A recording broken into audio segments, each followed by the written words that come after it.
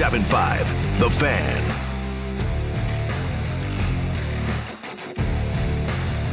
Eddie, this is people of Indianapolis, people of the state of Indiana. This is one of my, odd as it may sound,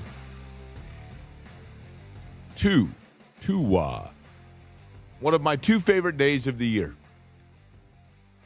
One of my two favorite days of the year. Now, you just heard me mention it there with James and Kevin in terms of what makes this day and as well Wednesday. What's that? What was that noise? Oh, could you hear that? Yeah, what was that? I put the windscreen on the microphone. Did that make a noise? Yeah, a little bit. That's weird because the windscreen is supposed to be a noise-canceling device. It is. That would seem as though that's an oxymoron, right?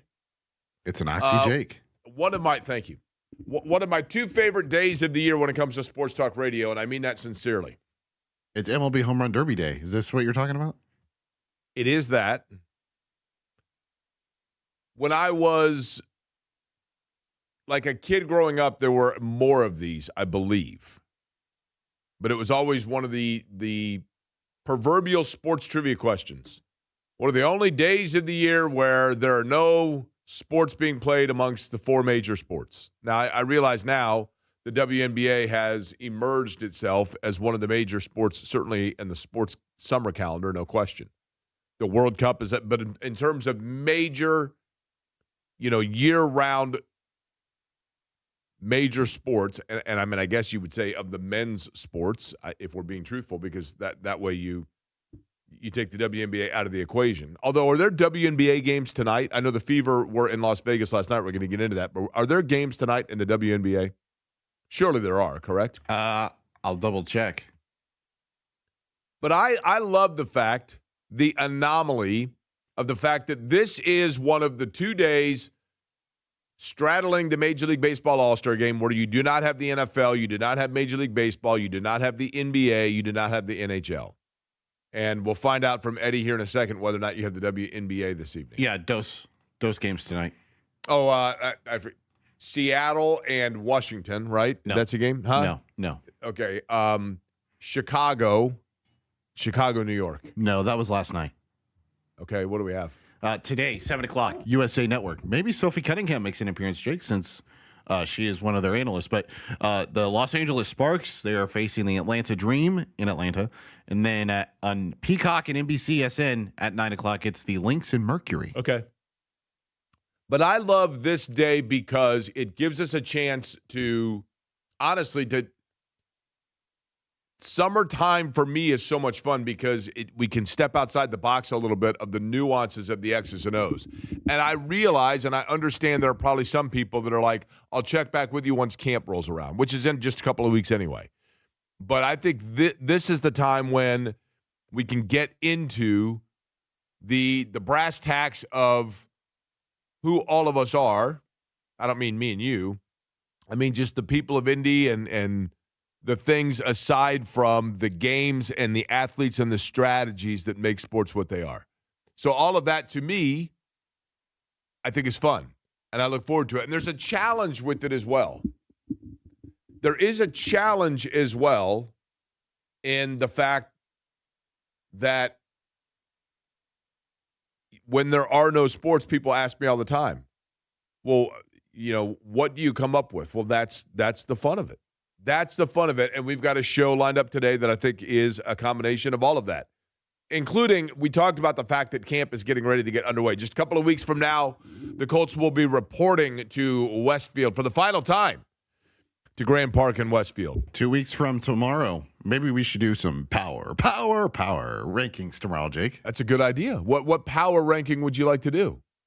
It's got to be associated in some way, shape, or form, like training camp headlines, storylines, players have the most to prove, something like that. Here's one for you.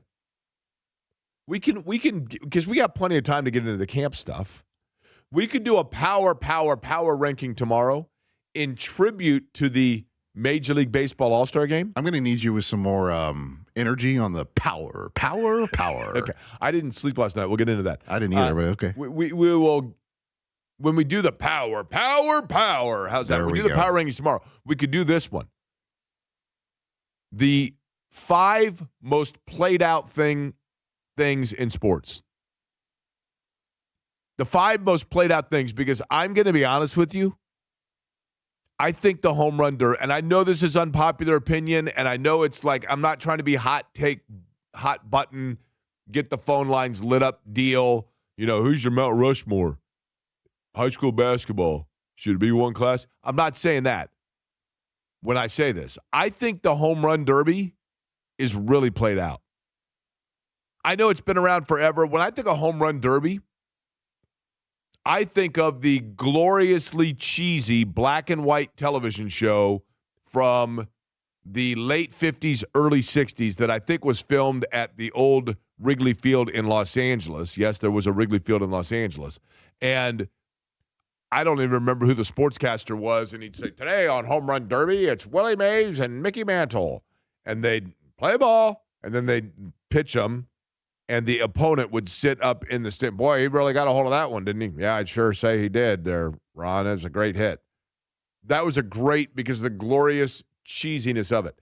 The home run derby today, while I can appreciate, respect, understand, recognize all of those things, the prowess it takes for a batter, I mean, it is an amazing feat. There's no doubt. To watch any man or woman, if that was the case, with a stick of wood in their hand, swinging it and making contact with a baseball and sending it 450 to 600 feet is amazing. Yards, whatever it is. Back. Gone. That, I think, honestly, and here's the thing. I've told this story before. When I worked at Channel 6, we were kind of linked to ESPN, because ABC and ESPN owned by the same company. And back before the days of today where it was so easy video sharing, in terms of how we got video from one place to the next, satellite uplinks and those sorts of things, Channel 6 was, unless ESPN had their own crew here for something, we were the video supplier for ESPN on several things. So we worked very closely in partnership with ESPN. I still have the telephone number of the assignment desk at ESPN memorized, because I had to call it like 20 times a day, as well as News One in New York. In that capacity, the ESPN personalities, on the limited occasion or encounter I had with them, Chris Berman was wonderful. In the few encounters I had, he could not have been a nicer, more helpful, more gregarious, friendly guy. To myself or other people around, nothing but good things to say about him as a person. And his nicknames in football are legendary and fun, and it was awesome. But the home run derby and the back, when doing home run calls on a highlight, that was fine. I actually think that accelerated my fatigue of the home run derby. Because after a while, I got to the point where I'm like, it's a home run derby. This is what they're supposed to do. Yeah. Oh, look at that one. It's gone. Oh, my God. Yeah, calm down. This is what they're supposed to do. It's just a matter of which one does it more often, right? Mm-hmm. But the home run derby tonight, matter of fact, and we could always play our favorite game. Which is? Major League All-Star or a dude we went to high school with. Oh, yes. Let's do that later in the program. That is, honestly. But here's the thing. When you do that, we've got to do it spontaneously so people don't have a chance to pull up the All-Star rosters right in front of them, because then they're cheating, right? But the home run derby in particular, it's kind of become like the dunk contest. The dunk contest, again, I understand, and it is a credit to NBA athletes, the athleticism that is before your very eyes, and the incredible feats of dunking and etc. But when you're watching the dunk contest, after a while, you're like, everything has been done. We've seen a guy jump over a car. We've seen a guy jump over a point guard. We've seen a guy blindfolded. Like, what more is there that can be done? And then not only that, but the stars of it are not there. When it was Dominique Wilkins versus Michael Jordan, or Vince Carter and Dwight Howard, okay, fine. When a guy from the G League is the one winning it, you're like, really? Okay, Jake. Ben, no relation to Glenn Rice. Guy you went to high school with or Major League Baseball All-Star? All-Star. Can you name who he plays for? Ben Rice? Yes. Well, interesting. Was with San Francisco, but now he's going to Miami because they're hoping to expand the Rice market. Okay. And who would it be? Who's your guess? You know, Healy's down there working right now on the Rice-A-Roni folks in Miami. He's expanded that project. Okay. The New York Yankees. Yeah, I knew that. Did you? Yes. Okay. He's actually I think I'm correct in this. Is he second on their roster in home runs behind Aaron Judge? He's numero uno.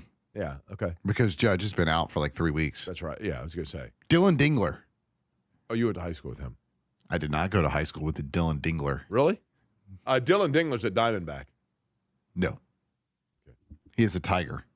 Oh, really? Yeah. How would you know that? He's their catcher. Okay. I thought you didn't go to high school with him. We are both portly fellows. Last night, the Fever, Eddie and I both sleep deprived. Eddie because he was in here late working the Fever broadcast as the producer for the Fever Radio Network, and myself just because I was up late, and then Eddie called me on his way home. Facts. And what's that? I said factual. Yeah. The Fever last night, I thought that was, and it goes without saying, and I don't mean it because of the numerical advantage they had in the fact at one point they were up, 32, I think, in the fourth quarter. That was their best performance of the year because of two reasons. Number one, I think they continue to show an offensive balance. When Sophie Cunningham is shooting the ball like that and Kelsey Mitchell is, clearly a fabulous offensive player. And I think that, and for whatever reason, and I don't know why it is that this is seen as some sort of a snub or some sort of a slight about Caitlin Clark. When you say, it is my opinion. Now, the Fever brass may disagree with me. The Fever television network may disagree with me. The fans may disagree. I'm not even saying I'm right. But it will appear optically, Caitlin Clark is a very unique talent. And Caitlin Clark is a generational talent to a great extent because of the fact that she can be dynamic in two different ways as a guard, equally as effective, one would think, with both styles. She can, if they said you are a point guard, period, you are to facilitate and operate and distribute the basketball. She is able to do that at a level higher than anyone in the WNBA. If it was said to Caitlin Clark, you are a two-guard, period. You are to score. You are to spread the floor with your incredible range. You are to get yourself in position, be it by driving to the basket or mid-range, whatever it may be. Your job is to score. She seemingly is able to do that at a level higher than anyone in the WNBA, if that was her role. Obviously, she is kind of seen as and utilized as a hybrid. There are times where she does one, there are times she does the other. And one thing that I have noticed about Caitlin Clark that I understand is part of the allure of being a generational transcendent talent is that people that are fans of hers or enthusiasts about her game see it very black and white. There's no gray on it. It is no. She is this and not that. She is, they're totally, if she had 27 assists in a game, there is a percentage of the Caitlin Clark fan club that would jump up and down saying, they have no respect for her because they're not letting her shoot the ball more. If she had 37 points a night, there is a percentage of her fan base that would say they have no respect for her because they're not allowing her to distribute and show her passing ability. And in addition to that, there seemingly is a percentage of her fan base that doesn't care one iota about the Indiana Fever. that doesn't care one iota about whether or not Caitlin Clark is enjoying playing and winning games. All they care about is, I want Caitlin, and I want to see it now. And don't show me these other players on the floor. I think it's a legitimate question to ponder about whether or not she is 100% healthy with the back, because back injuries are tricky. And in a game where they have a 30-point lead, if you're a fan of Caitlin Clark in the Indiana Fever, you should be saying to yourself, I get it. She's had this nagging back injury and has missed time. They're up 30. I understand why she's not on the floor. But instead, what I see a large percentage of it, and maybe it's a small percentage of people that have a vitriol or a voice that becomes so loud that it drowns out the masses. But on social media and other places, the thing that I see more often than not is the example of what I'm talking about, of people taking the point that what they envision for her is contrary to the way that in that moment she's being used, and that makes them mad, despite the fact that on the floor, when Sophie Cunningham is in the zone and is hitting threes, they show Caitlin Clark on the sidelines, and she looks like she's playing on her middle school basketball team, having the time of her life, doing the gestures to Sophie Cunningham and enjoying it, and they're winning big. I think the Indiana Fever, with one of, if not the best players in the WNBA, certainly one of the most versatilely skilled female basketball players of all time. I think in that situation that there are too loud a number of fans in watching that sort of a situation with a Caitlin Clark not playing every minute of the game, that are upset because they are fans of Caitlin Clark and they are not necessarily fans of the Indiana Fever. And I get it. I mean, there are people walking around wearing 15 Chiefs jerseys that probably don't even like the Chiefs, but they love Mahomes because they love to watch him play.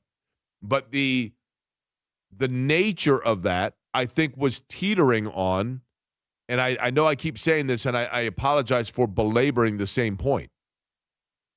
But it seems to me that the nature of that, of the negativity that can come with it, was starting to teeter on that roster and this particular group starting to go, like, to wilt underneath all of that noise. And I know I keep saying that, but I think I don't think I can overstate this. Yesterday's win, in that sort of a fashion, something weird happens on road trips. Something weird happens on road trips with teams, with people in general. You know, when you work for Smith & Smith Consulting Company, or you work for Jake, Eddie, and Hal Law Firm, or you work for the sales and promotions team for, whatever it be, Polka Dot Productions. Once a quarter, twice a year, whatever it might be, you get an email that says, team building experience. Like, how do these places like the Escape Room and the axe throwing companies and Top Golf, a big Back part Nine. of their business, what's that? Back Nine. A big part of the business for all of those places, which are all great, a big part of their business is team building experience. You take your boss comes up with this idea. We're going to take everybody from the marketing department, and you guys are all going to get locked in this escape room, and you've got to work together and find your way out. Those businesses exist because companies need that bonding amongst coworkers. And even though you see the same people in the hallway every day, even though you've got to get to Sally in accounting and Bill in production, the deadline of what it is that they need to work on, and you see them and you email them and you're like, did you get that? All right, cool. There is something different about when you all of a sudden now are having kind of fun but also some stress in an outside work environment away from the normalcy of your comfort zone, and you're working together on a goal. And that's what those things are designed to do. And there is something to be said about any sports franchise when they have a 4-game, multi-day road trip away from the chatter and the noise of the people at their normal convenience store or coffee store that they go into, whatever it may be, telling them, man, last night's game was great, but you should have been on the floor more. Coach didn't play enough, whatever it might be. You go on the road, and now it's just you, your teammates, and the world. That's it. That is their escape room. That is their back nine golf outing. And to end that on that sort of a note where everybody in the form of the way that they're playing and everybody seemingly clicking on all cylinders but enjoying one another. I'm not saying they didn't before. But I really do think there is the possibility, Eddie, that we are going to look back. I mean, there are, 21 games left. How many teams are in the W? 15 teams? 15. They're fifth in the WNBA. They're in the top third. They're in the upper quartile of the upper quartile, and that's rare air. But they're in the top third of the league, and yet people want more, and we'll see if we see it. But if we do, and if they go on a streak here, or if they move themselves up into, let's say, a top 3 seed heading into the postseason, I really do think we can look back and say, do you remember right before the Major League All-Star break when the Fever went on the road? And, yeah, it's not like they swept their road trip. They're only 3 games out of first right now. I know. But the way that they finished that road trip, we very well may be saying that. Perhaps. I mean, they have a nice test when they come back home on Wednesday against Golden State, who has won 7 consecutive games. And really good team. You know, they're a half a game out of first place, and just their second season in the WNBA, Jake. I mean, what they're doing out there in not Sacramento, but in California with the Valkyries, you know, is really impressive in just 2 years. But, you know, that game yesterday, I thought it was interesting because that was one of the first games where it felt like, when I was watching it, when I was listening to John Nolan and Bria Goss, where I was like, okay, is Caitlin on the floor? Because the offense is stalling. Like, the offense didn't stall yesterday. That was the first time this season where you watch a game with her and you're like, okay. And then she goes out and the offense stays the same. It was the first time we had seen it. And maybe that's a sign of things to come. I thought Aaliyah Boston played her best game of the season last night. She's developed has Aaliyah Boston. And I'm not saying she hasn't always been this player, Eddie, but when she came into the WNBA, it was like, okay, she's a low block scorer who's very good on the block and around the rim and defensively. And maybe I'm selling her short or didn't watch enough of her, but it seems to me like her offensive game has really expanded and become more diverse. Oh, 100%. And I mean, there was one point she's basically bringing the ball up the floor. You know what I mean? 100%. I remember last year going into the season where Stephanie White was saying that they need to be able to have, you know, Caitlin operate off the ball a little bit more just because of all the gravity she draws.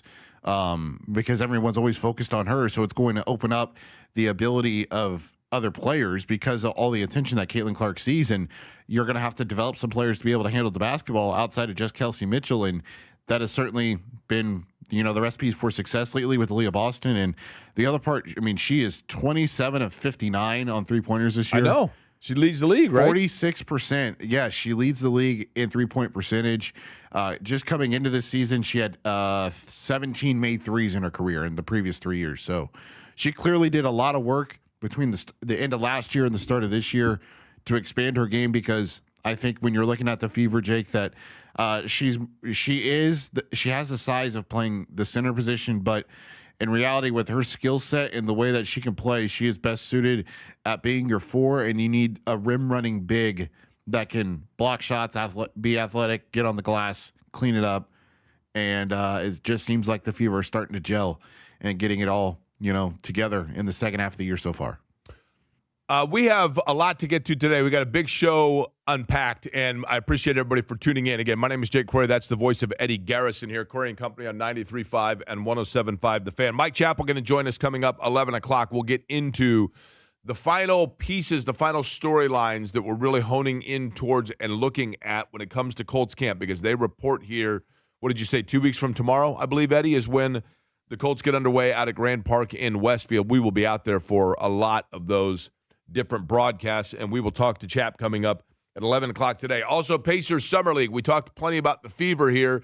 Pacers Summer League, and one player that has really jumped out at me, but that's not new. I've seen this player before, talked about him on this show, and he's starting to raise some eyebrows, and I wonder if we might be seeing a battle brewing when it comes to the Pacers and a roster spot. I'll let you know what I'm talking about. Dustin Dopirak joining us at noon on the show today. We also have a big show announcement coming up in about 20 minutes, but when we come back, something happened over the weekend that I realized put everything into perspective, and it's a perspective in a good way as it relates to sports, the world, and a day like today, perfect perspective on it. I'll explain what I'm talking about, and it has to do with my attire if you're watching on the YouTube stream, which is much appreciated. We'll get to that other side. It's Corey and Company here, 93.5, 107.5 The Fan.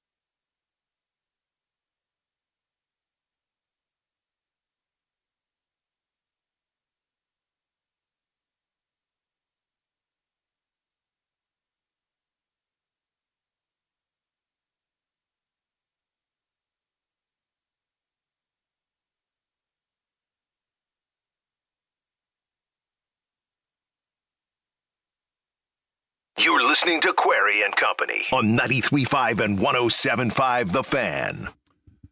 So on this day of the Home Run Derby and the Major League Baseball All-Star Game tomorrow, we just talked about the fever. We'll get more into that over the course of the show. And Colts conversation coming up, Mike Chappell, 11 o'clock. Dustin Dopirak to talk about NBA Summer League coming up at noon as well, and a show announcement in probably about 15 minutes or so.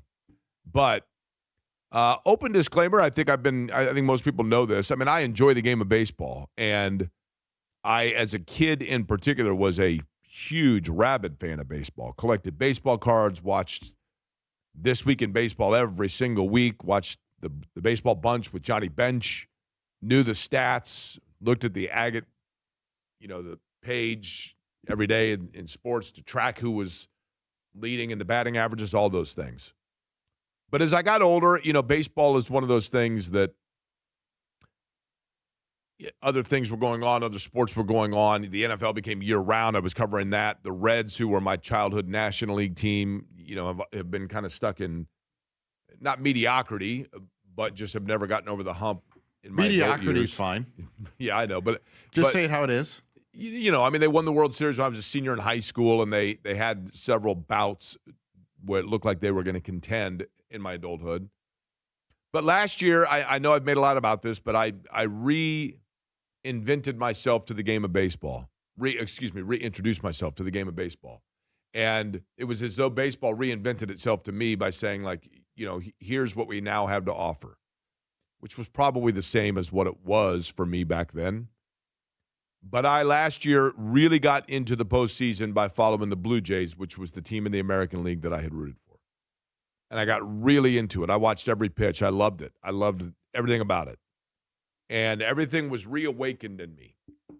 And I was so excited this year for the baseball season because I was like, I'm going to follow the Blue Jays. And I have. I've literally watched basically every at-bat. They are currently in last place in the American League East. They're 12 back. They're 2.5 back of the wild card. It's a disaster. And they lost the World Series in heartbreaking, devastating fashion to the Los Angeles Dodgers. Now, I've never disliked the Dodgers per se. Dodger Stadium is a wonderful venue. It has a magical charm to it. But I've been following the Blue Jays avidly and actively, and yet today I'm wearing a Dodgers t-shirt. And I actually wore this shirt yesterday as well. Because yesterday was and I referred to it initially as a celebration of life. And I was corrected by Becky Kavoyan, who's the widow, odd as that may sound to now say, of Bob Kavoyan. I prefer to still say the wife of Bob Kavoyan. And when I saw her yesterday, I said, I'm sorry to see the circumstances here for a celebration of life. And she said, but we're not celebrating the fact that we lost Bob. It's more a memorial because we are memorializing all that was there for Bob and what Bob made there for us. And I thought that was a poignant lesson and moment. And so I said, you know what, you're right. So I will say that it was the memorial of Bob Kavoyan. But the unique thing about Bob is that he forces you to celebrate so much because of everything that was given by the magic, the friendliness, the laughter of Bob Kavoyan, of the Bob and Tom Show. And I was obviously fortunate to get to know Bob through working where I have worked. And I know that I said this when we lost Bob back in April, but for those of you that maybe never met Bob Kavoyan or maybe just in passing met him once or twice, then you knew Bob Kavoyan. You absolutely knew the man, and he knew you. Everyone was Bob's friend, and Bob was a friend to everyone. And there is such a gift with that. And yesterday during the memorial, there were, I got to think here, 1, 2, 3, 4, I want to say 7 different speakers. I could have added it up, but And they were all great. They were all wonderful. They were all touching. They were humorous. But they all had a common theme. They all had a common message. And they all had a common thing that they learned, a lesson from Bob. As I entered yesterday to go into that memorial, I also thought about the fact, because even though I knew of this and learned of what I'm about to speak last week when I was on the air, I was doing the show last week, the beginning of the week, and I looked down and happened to notice that I was getting a phone call from somebody that presumably would have known that I was on the air at that time. And so, you know, in today's day, when someone leaves a voicemail, it pops up and you can read the voicemail. So I saw on the voicemail that was being left while I was on the air that I was being informed that a high school classmate of mine had passed. I took radio and television class at North Central High School at the J. Everett Light Career Center, and at the time that I entered there in my junior year of high school, like most kids at that age, I was naive, I was arrogant, I was totally self-absorbed, I was very driven and competitive about the field of radio and television. And in that capacity, I had kind of blinders on to anyone outside of me or my clique. And in high school, cliques are an important thing, more so than in real life and more so than they should be, but it's a reality of living at that age. And when I walked into my radio and television class, there was a guy in the class named Rob Gould. And Rob Gould was, he had gone to a different middle school. He was a shorter guy with a larger-than-life smile, and he was always seemingly in a good mood. Always seemingly in a good mood. And at the age in which you mask a lot of things, or you get, you know, little things bother you and you feel like they're big things, seemingly Rob never had that.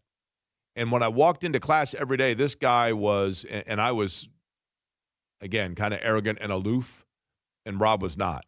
And we were from two totally different social circles.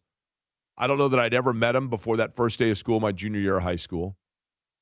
And one thing that we shared in common is I think he could see in me and I could see in him a drive regarding the radio and television business and that class. We were average students otherwise, but we took that class very seriously. And immediately we became friends. And for the first time in my life at the age of 16, very shortly after they're 17, I recognized in the moment as it was happening that what was being placed before me and what I was being blessed with was the ability to understand what happens in friendship and what happens to the enrichment of life when you realize and recognize that you can find friends in places outside of those that normally were in your comfort zone or your circle or your bubble. And those are fairly ordinary things as an adult, but when you're a kid, it is very rare that you are blessed with that sort of a lesson at that age and that you can grasp it. But a guy like Rob Gould and his smile and his zest gave you no choice but to grasp it.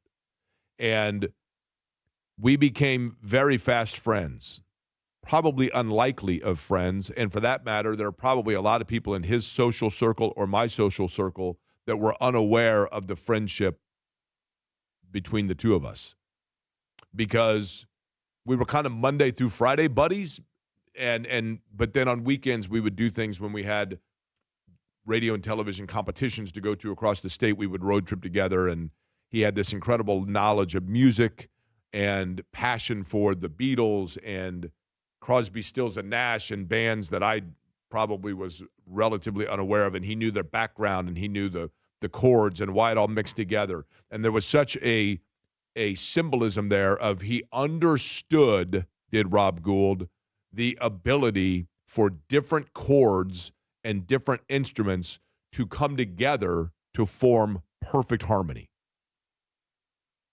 And he allowed me to learn that. He allowed me to recognize that. And I thought about the fact that people come into your lives for different reasons. People have different relationships and different meaning and different roles in one's life. Not by your definition of it, but just the way it works out. And I think that Rob's role for me was to knock that aloof out of me, to knock that immaturity out of me, and to force me to see that there were people in the world outside of my own. And we stayed friends and are still friends, despite the fact that I got that message that we lost him. And I thought about that when I walked in to the memorial of Bob Kavoyan. Because what I heard when I walked in yesterday to that event, to that ceremony, was a comedian that knew Bob from the radio. A writer that a lot of people might not have known had the brilliance, except for that Bob was the one that executed what the writer wasn't always comfortable to do himself on a microphone. A colleague or an apprentice that found their way because of Bob.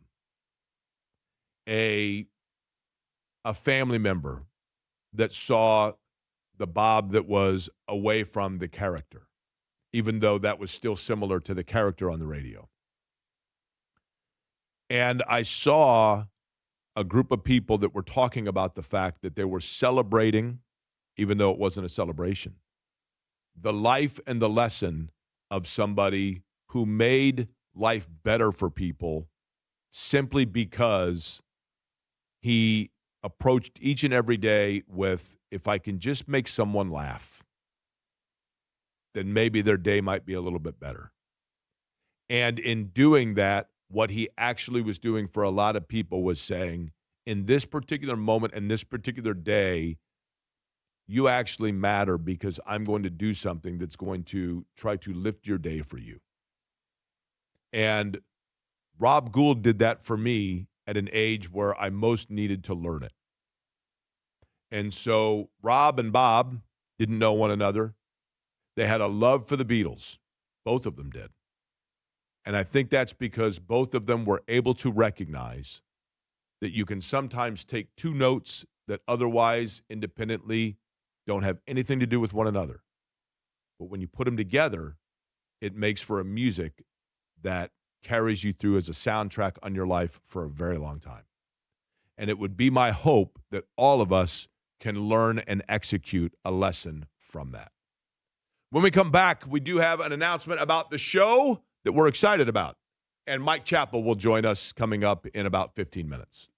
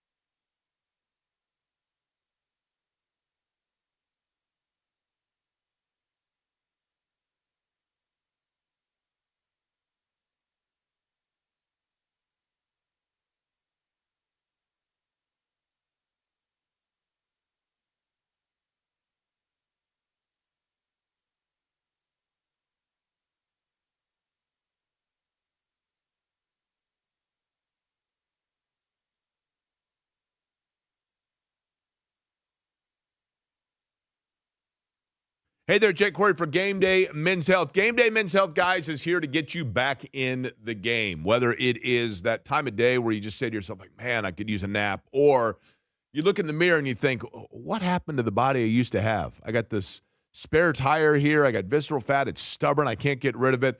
Or you just simply say, you know what, I'd like to work out to start getting rid of that stuff, but I just have the fatigue or the aches and pains. Guess what? Peptide therapies can be huge in helping out with those aches and pains after a workout. Also can help out with that visceral fat. Testosterone replacement therapy might be what's necessary in getting you that extra energy or helping you burn that stubborn belly fat. Game Day Men's Health, Avon, Carmel, Fishers, Greenwood, North Shadeland, and Indy. Locations that are there to get you back in the game. And most importantly, guys, when you're talking about that, you want to make sure that it's something that works for you. Not some one-size-fits-all, but targeting your goals, your needs, and what you need. That's what Game Day Men's Health is there to do for you. You can go in very laid back, super folks, and they've got the huge menu of everything that they can do for you. Take a look at it, find out what's best for you, and move from there, all with a free consultation appointment. Again, Game Day Men's Health. Find them online at GameDayMen'sHealth.com. That's GameDayMen'sHealth.com.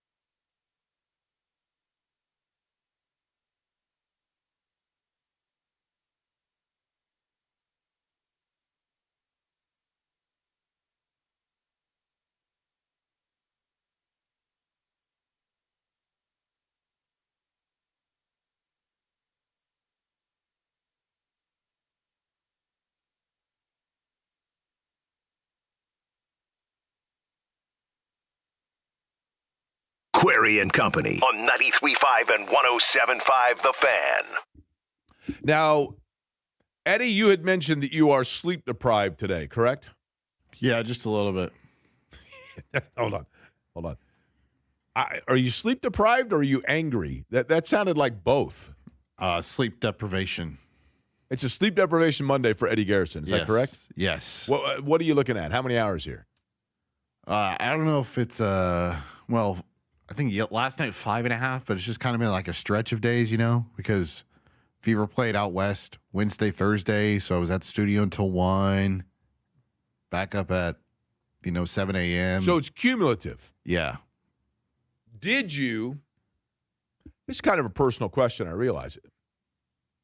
Just for example, you're like my computer in here. My computer in here, which it's the lifeblood of what we do. It suddenly now is restarting. There's some sort of an automatic corporate an update thing, dealio, right? Okay. And since I only work 14 hours a week, it's got to do it while I'm here, right? Now, what about that other hour? That's the hour that we're getting ready to complete. Oh, okay. Right? Okay. The first hour of the week. Okay. So, personal question, if I may, but because you are sleep deprived, did you, prior to coming in here, did you take yourself a shower? Yes. Okay. And when you took that, and here's one thing about me that I think people know. I've got several quirks. Really? Mm-hmm. Okay. I like Yes, sir, Eddie? Jake has several quirks. Breaking news. Okay. I like wristwatches, right? You like going through cemeteries. I do. I like history, and therefore there's history in cemeteries. And you see, you go to see a headstone, and then you want to know that person's story, and you read about it, and you're keeping their memory alive, right? But yes, I have several quirks. One of them is, and I'm not going to lie to you, okay? I'm going to look right here in the mirror or in the camera and say this, okay? My name is Jake Query, and I love to bathe. I do. I not bathe, but I love to shower. Now, did you hear the morning show at all? No. I was making my commute in this morning. Mm-hmm. I mean, I heard that, yes, but I mean, when I was on my way in, but not for the majority of it. And Kevin Bowen says that, he sweats all the time now. He's sweating through 4 shirts a day with this heat. Very humid yesterday. And so now. Saturday, notably. So now he is at the point where he has a paper towel in his pocket to tap the sweat off his forehead. Get himself a handkerchief, by the way. And apparently he's taking 4 showers a day now. Okay. When I lived in New York City. But none of them, of course, is before the morning show. Also, yes, I know as somebody who's been on the morning show that is an accurate statement. When I lived in New York City, there was always that humidity. We got it Saturday. After it rained Saturday, like I went out. It rained Saturday? Yes, Saturday morning. It was drizzly and it was 78% humidity on Saturday. So you walked outside and immediately you felt it. And so when I lived in New York, we would call it 2 or 3 shower days. Like, man, you got to, as soon as you got home, first thing you do is take a shower. But I love the shower process. I think I actually have a pretty good head of hair. I enjoy that feeling when I go into work or whatever, the first start of the day, just that feeling of like knowing, you know what, I'm fresh and lively. We come in here and we want to make sure that we're fresh and going. Eddie, do you happen to have, please, the breaking news sounder? After a couple months of dormancy, essentially, our always busy and surprisingly unsponsored guest line is no longer that. It is now the Suave Men's 2-in-1 hotline. The Suave Men's 2-in-1 hotline. You're talking about when you get in that shower on a day like today, Kevin Bowen, for example, hint, hint, or Eddie, when you are in a rush, when you are just simply saying to yourself, you know what? I got to get into work. I overslept, but I got to wake up. I got to get the juices flowing a little bit. Nothing better. You take the shower, you get the hair clean, and then that exact formula that you're using for your hair, guess what? Not 1, but 2. 2-in-1. Men's from Suave, the body wash as well. And whether you're going with lavender and cedarwood, whether you're going with the Ocean Rush, then when you're in a rush or when you just simply want to be like me and take like 20 minutes in the shower, no problem. Suave is there for you. So we are now taking calls on the Suave Men's 2-in-1 hotline. Now, Mike Chappell's going to join us coming up, and that'll be my first test to see whether or not I can, say this and have it be just part. It should be just part of the everyday flow, right? Yeah, because let's see if you can not butcher it. Yeah, I can tell you right now, no, because I'm a huge fan of it. Yeah, just don't drop the bar soap. Okay. That's why you have the bottle of the 2-in-1, Eddie. Okay. Thank you for mentioning. You're welcome. You got the shampoo, you got the body wash, all right there, same bottle. That's we like efficiency on this show, right? Oh yeah. We do. Who are my favorite athletes? When you ask me, like, who are my favorite players, like in the NBA, I love Aaron Nesmith. Why? Because he can kind of do a little of everything. That's what I love about him. I love the guys that go in. There's not one defined thing. Like, whatever you need in that moment, they're there. You need a shampoo, boom, there's your shampoo. You need a body wash, boom, there's your body wash. You need both of them in one, 2-in-1. Mike Chappell going to join us other side. Colts getting ready. Speaking of 2, we're 2 weeks out now from training camp. We will catch up with Chap and see what's cooking and what the storylines are to watch, not named Anthony Richardson, next.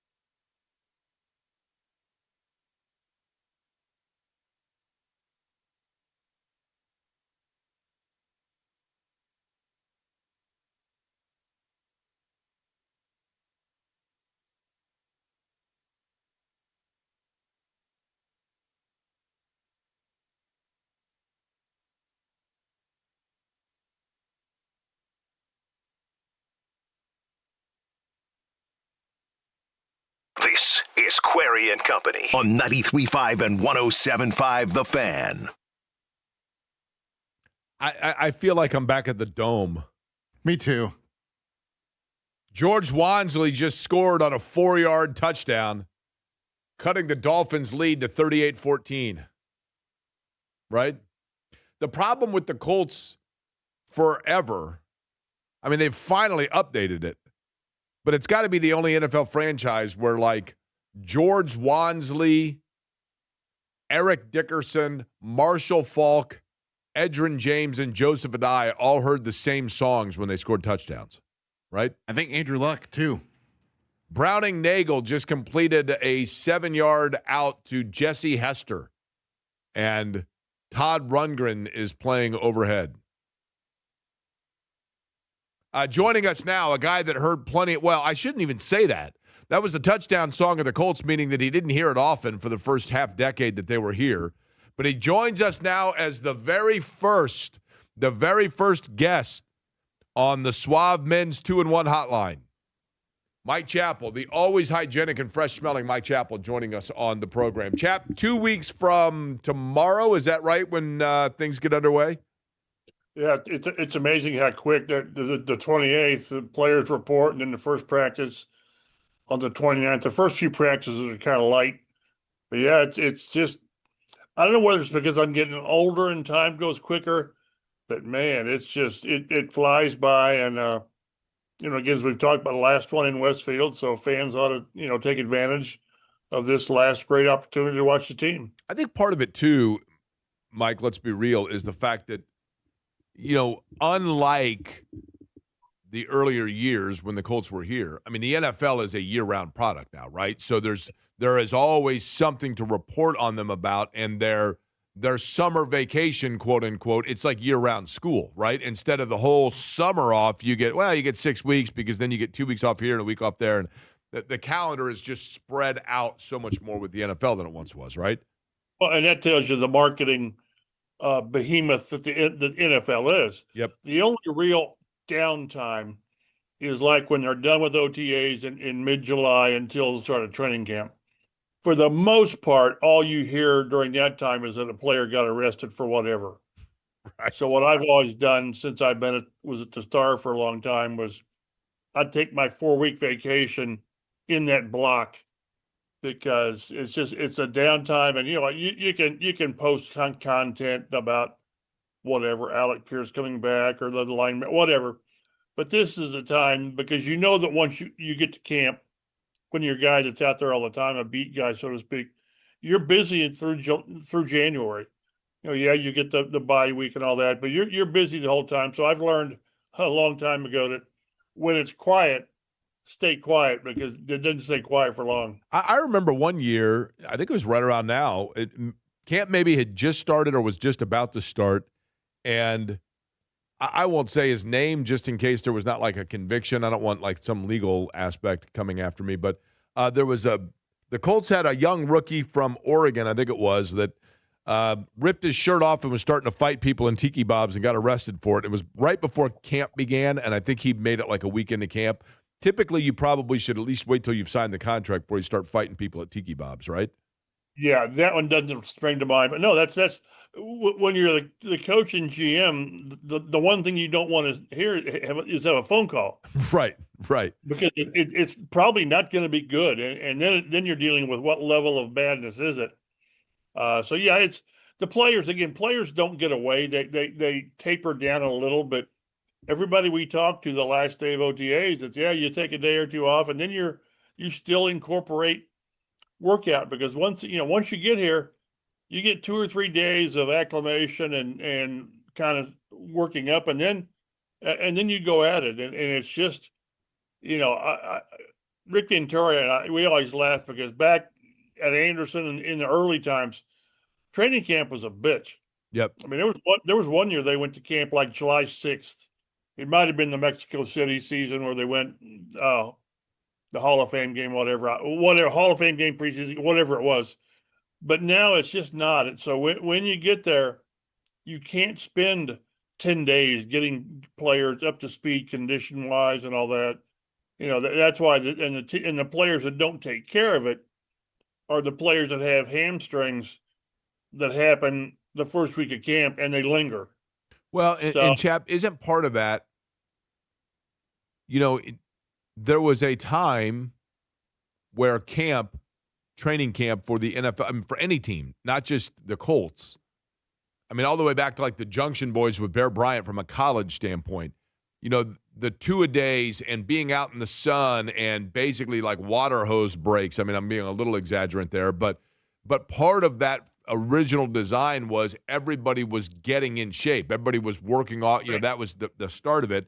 And now, because of the NFLPA and the reduction of the amount of time they're on the field and the conditions and everything else, now it's pretty much up to you to have that taken care of by the time you get there, right? Right, but because there won't be time, and you talk about water breaks. There were times early on where water was seen as a bad thing. You had water breaks, but few and far between. There we go. What happens when I don't silence my phone? But no, it's changed, and it's going to change more.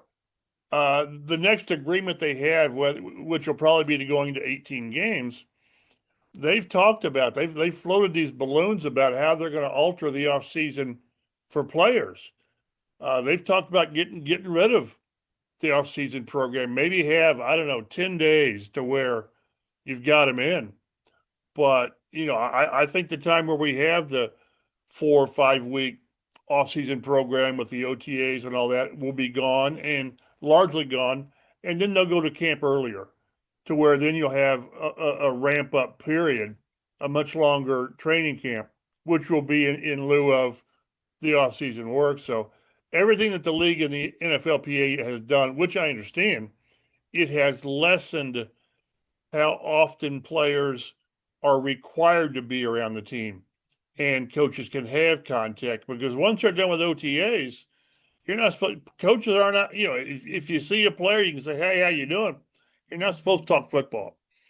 And I think I saw James Boyd put out there that Daniel Jones and some of the receivers are getting together this week, and I'm sure they had gotten together. But, Shane Steichen's not there. I'm sure they've got a very outlined routine of what they're going to do, but it's strict. Like after the season's over, the players aren't allowed to have contact with the coaches unless you're rehabbing with doctors until like mid-April when the program starts. So everything's been designed to limit and restrict the player's mandatory time that he has to be here. And I don't see, once that stuff goes down in that direction, it doesn't go in the other direction. Mike Chappell is my guest. He's on the Schwab Men's 2-1 hotline. Chap, I'm going to throw you a curveball here before we get back into kind of setting the table for training camp. With this question, I do enjoy asking you these things from time to time, but usually it's when we're like at Victory Field or something. In the time that you have covered the Colts, you are one that has covered them from the time that the Mayflowers arrived, okay? And I'm not going to ask for Edgerrin James as the answer. That would be kind of an obvious one. And I think to an extent, Jeff George would be an obvious one. So if I took those two off the board, it might take you a second to think about it. Of the players that you've covered and the eras that you've covered, give me a Colt that was the most misunderstood, the one whose public perception of them was most differing from what you saw in the locker room and when you talked to them, either from a good way or a bad way, either way. But the one player that if you think about it and look back upon it and you said to yourself, if I had to write a book chronicling each Colt player over the years, this one's chapter would be most about explaining who he really was versus who fans saw. Well, that's a good question. I wish you'd give me a heads up because I'm sure there's better answers. That's really difficult because these players are so protective of who. Marshall Faulk springs to mind. I've always had some discussions with Tom Reitman, who covered the Colts for the News for a long time, and Faulk was a guy that could be very standoffish, and he was. But as a beat writer, I only need him to be good for one day of the week. Right. If he was a problem or didn't have an interest in talking Monday, Tuesday, Wednesday, if I got him Thursday, I was fine. Those are the kind of things that kind of stick in my mind. Something else, when you say first impressions with Colts, when you see these guys, some guys you think, hey, this guy's going to be pretty good, and he's not. You walk into the locker room and there's Antoine Bethea and Gerard Powers, and you just know Kari Willis more recently. You just knew that they understood what they were getting into. The game and the situation wasn't too big for them. Those are the ones I really enjoyed working with. And then I tell you, if you live long enough, one player that I'd love to have seen, the what if. I remember the years, I forget the years, but when they drafted a guard out of Arkansas, and mini camp, where you talk to guys and you sit down, and I sit down and talk to this kid for 20 or 30 minutes. Just I was going to do a nice story on it, and he's a good kid to talk to. And then Brandon Burlsworth goes home after minicamp, and he's killed in the car accident. And I still stay close to Marty Burlsworth. They had the what's the movie Greater that's been out for a long time. But those are the ones that really kind of stick with you, because this was, the joke was he looked like Drew Carey. Yeah, Drew Carey. And with the thick glasses. Yep. And boy, he was the one that he wasn't going to be Quentin Nelson, but he was going to be a starting guard for 10 years. He just was. Is that, and I'm guesstimating on the year here, 03? Am I somewhere in the right area there? Was he second or third round pick? And he was just going to be a player. And he was cut from he and Quentin Nelson are sort of the same temperament and all that. And then again, got these things things start coming back to me. And then one year they brought in Fred Lane from Carolina to be a running back. And we talked to him during off season. He goes home and then he gets killed by his wife.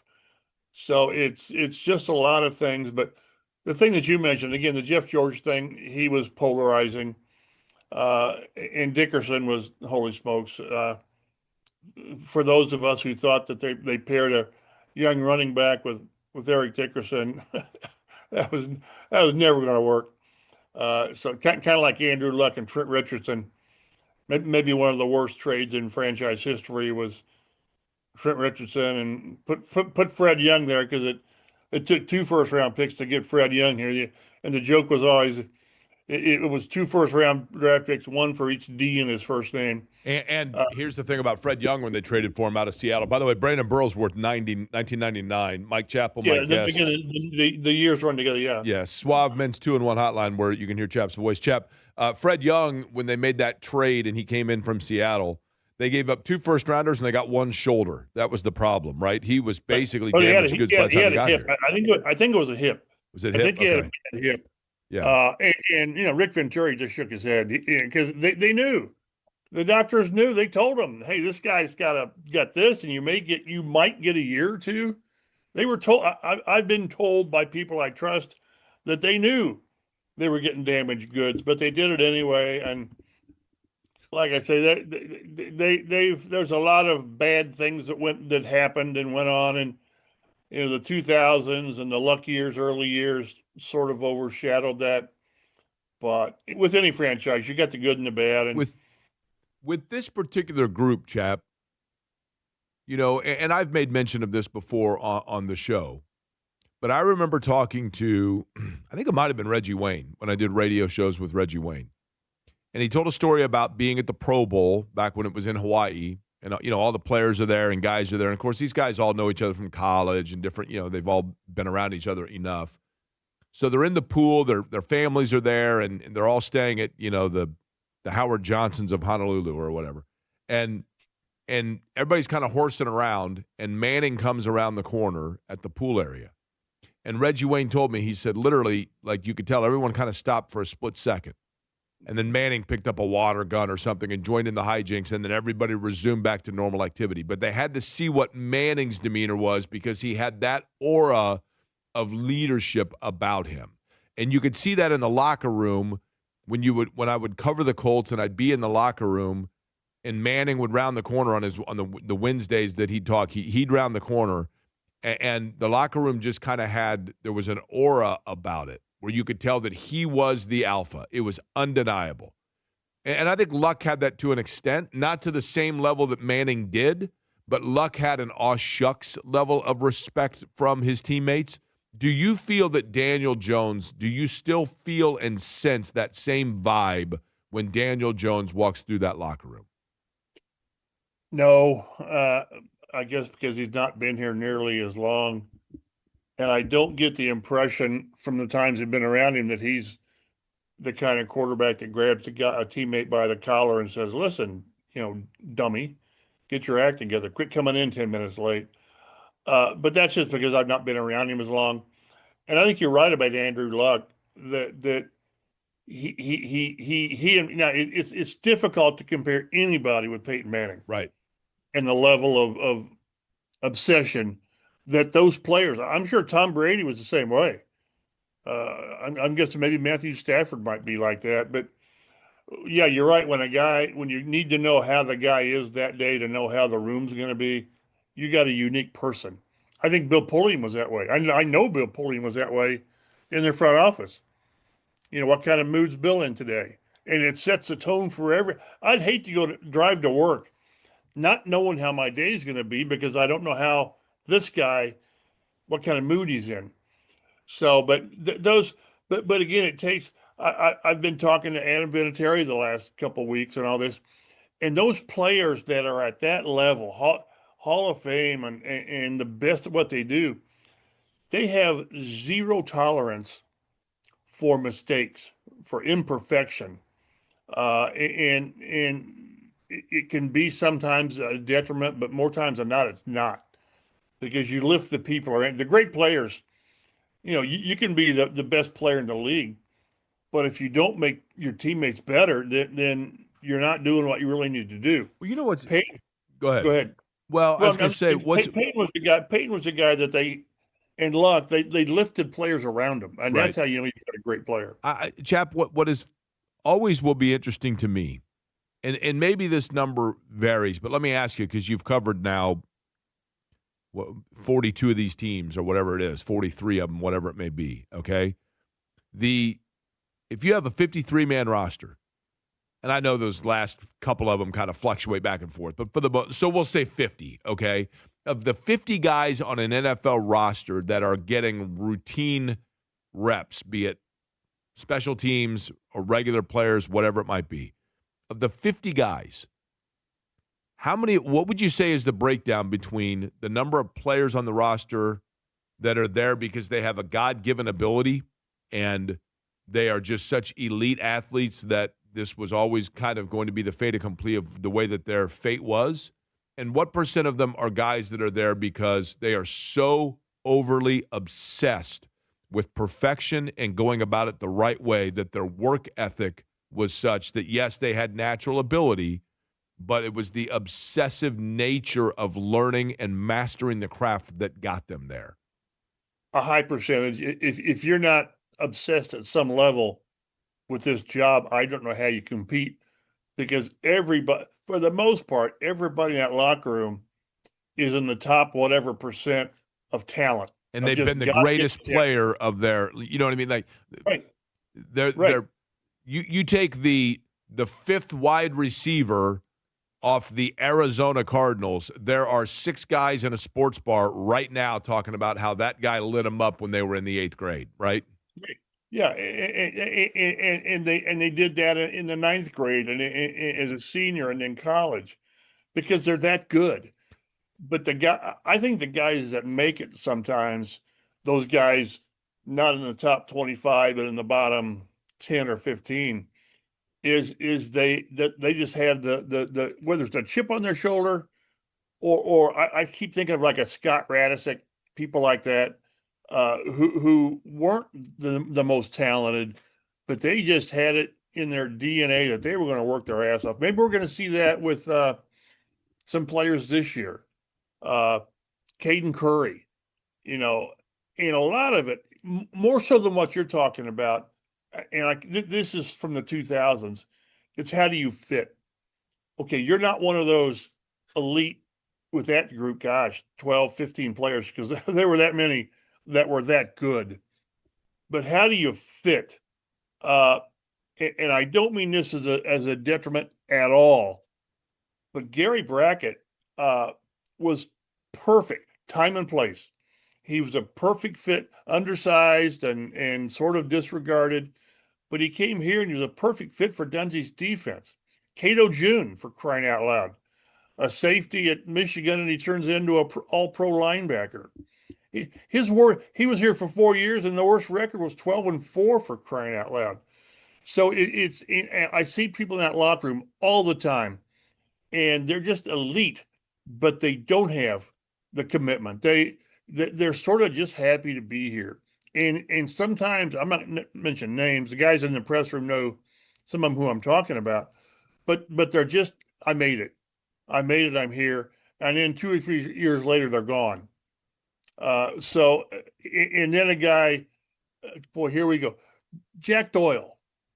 Jack Doyle was never top elite, once you got to the high level, but you had to have a Jack Doyle or two on your roster. I think this is what's important, Chap.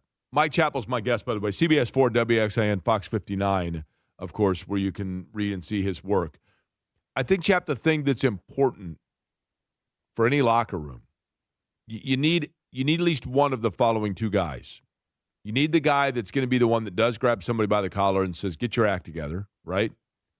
And then you also need that guy that the rest of the locker room realizes that guy is there because of blood, sweat, and tears. Yeah. Because it's a reminder to the guy that just says, I don't feel like doing this today. And then he sees how much that guy wants it and fought for it. And that's where you say to yourself, you know what? I remember when I was that way, and there's no reason I still can't be. And then that keeps it going. And there's an element of leadership that comes with that Jack Doyle example, correct? No question. And again, to see what Jack Doyle, his career arc is unbelievable. Remember, he was cut by the Titans. And the Colts claimed him. And then he signs 2 free agent contracts. And there were times they simply, whenever it's 3rd and 7, Jack's getting the ball and it's going to be 1st and 10. He just did things, and he had that presence in the locker room. Mo Ali Cox is not like that. I mean, not to that level in my mind with Jack, but Mo's still here, for crying out loud. This is a college basketball player, but they understand, and part of that's understanding where you fit and how you fit. Although Jack, again, he wasn't just a throw-off. He was a hell of a player. Dungy was Pro Bowl 2 or 3 times. But there's several of those guys. Brandon Stokely was a good receiver, but as here, he was a 3rd receiver, and he was a darn good one. When you've got Reggie and Marvin, I think of players that had really good careers here. Blair White had a great season because he fit in and he played that role. So I just think it's important how you fit, realizing how you fit, and never forgetting that I'm here, but this isn't the destination. The destination is a 7 or 8 or 10-year career.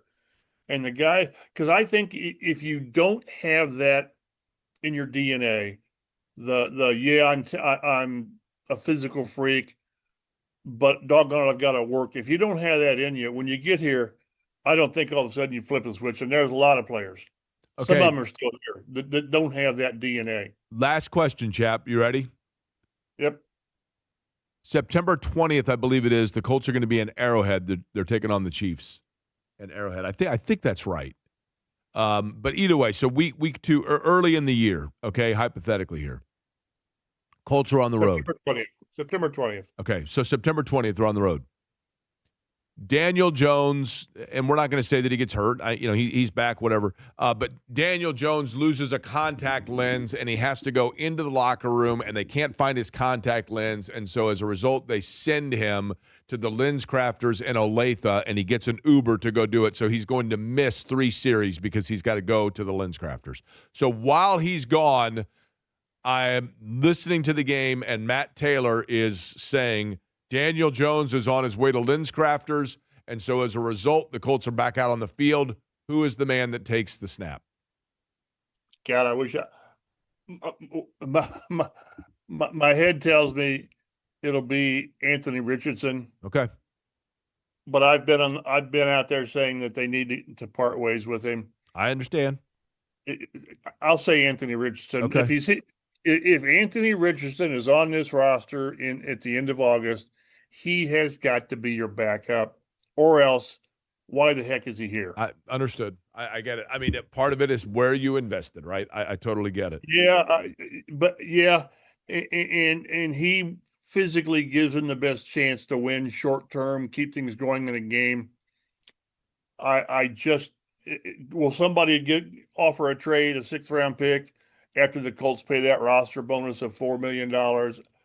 I don't know. If a team really likes Anthony Richardson, the roster bonus shouldn't be that much of a hurdle, but I'd say Richardson, but I think it needs to be Riley Leonard just because that'll be a hill I'll die on. Is that the best thing for Richardson and the Colts is to go their own ways. By the way, do you think people in Kansas say that's a hill I'm going to die on? Or Nebraska? Like, do they have to leave the state to have opinions about things because there's no hill around? Just curious. Yeah, it's a good question. These are the things that keep me up at night. All right, chap. CBS 4 WXIN Fox 59 will be out there underneath the tent before we know it. But appreciate the conversation, and certainly we'll talk to you again, all right? Be well, guys. All right, Mike Chappell joining us on the program. Dustin Dopirak coming up at noon. A couple of things to talk about with the Pacers. I know the Fever are a topic of conversation after last night, but there is something happening with Indiana that's making me go, I saw this before, and maybe this time it sticks. I'll explain next.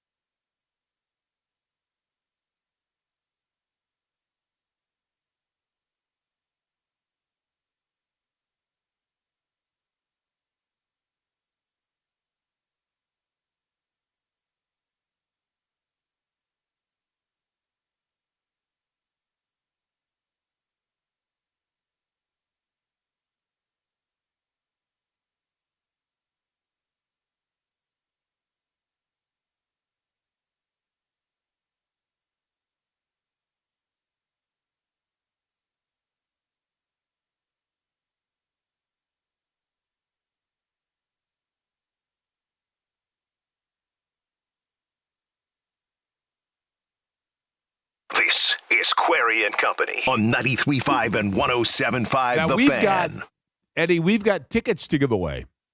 And we're going to do it in 10 minutes. We've got State Fair tickets to give away, correct? Yeah, 4-pack. Okay. And here's how we're going to do it. We can't say what the game is ahead of time because then people will have the ability to prep. It's got to be spontaneous, okay? Got to be spontaneous. But in about 10 minutes, we're going to take phone calls. We're going to have participants. They're going to play a game, rules of which I made up. And if they win the game, they win the 4-pack to the State Fair. So people can start lining up now for this incredibly enthusiastically anticipated game at 239-1070, and we'll do it coming up in 10 minutes from right now. Don't forget, Jake, you've got a trivia question that you've been sitting on for weeks. I do. I do. That do you know that trivia question? Have I divulged the trivia question to you? Yes, I got it on the third guess. It's a great question, isn't it? It is. We'll do that coming up in 10 minutes, but in the meantime, sometimes, not often, sometimes a thought comes my way and I wonder if I'm on to something. And then once that, it kind of just fades into like the line from McConaughey in The Wolf of Wall Street. It's like fairy dust, right? And then sometimes my ideas, they float back to me a couple of years later, and I say, I knew I was onto something. It was, I believe, 2 seasons ago. I think it was 2 seasons ago. Went to a Pacers preseason game. They were taking on the Memphis Grizzlies. And guy checks in at the scores table. And I thought, now that is a small player. That is not a big guy. That is a small player. 5'7". A 5'7" player in the NBA alone is enough an anomaly that it makes you notice. A 5'7" player from Japan is, of course, that much more an anomaly because Japan is not a nation that typically you see a lot of, basketball is not a huge sport there, so you don't see a lot of players in the NBA. But Yuki Kawamura was a point guard for the Grizzlies off-season. I think he went through their summer league and was on their preseason roster in this preseason game that I was watching. And he was the best player on the floor. He finished the year last year with the Chicago Bulls. When I watched him in that game, I knew nothing of him prior to that game. And I think maybe even the Memphis Grizzlies were, and they did, but you get what I'm saying, knew nothing of him. And he was the best player on the floor. He was faster than everyone. I say this about TJ McConnell a lot. It sounds weird, I realize. He understood angles, you could tell. He was passing the ball not where a guy was open, but where he was going to be open, and the ball would meet it right there as a guy was flashing, or a guy would realize he just passed to that angle. Oh, wow, that is an opening. I better cut over there, and the ball's right there when I get there, that kind of thing. He just had, you could tell, an incredible feel for the game. And sometimes players, when it comes to a feel for the game, sometimes players, it's not even that they have a feel for the game as much as the game has a feel for them. And they suddenly are altering the pace and the style that's being played. Now, he went on to earn a contract with the Grizzlies that year. And then to your point, Eddie, he, after spending, I believe, a year in Memphis, he then was in Chicago. He has played in 40 NBA games, a half a season essentially in his career. But he is now with the Pacers Summer League team. And Braden Smith is clearly the guy that we're going to be giving a lot of attention towards. Jordan Slauson continues to play on a two-way deal with them. And I'm not in any way, shape, or form pretending that this is a guy that's going to make and then break through on their roster.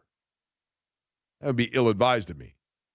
But they do, if I'm not mistaken, Eddie, and you correct me if I'm wrong, they have one more two-way contract available, correct? Correct. Yes. One left, theoretically.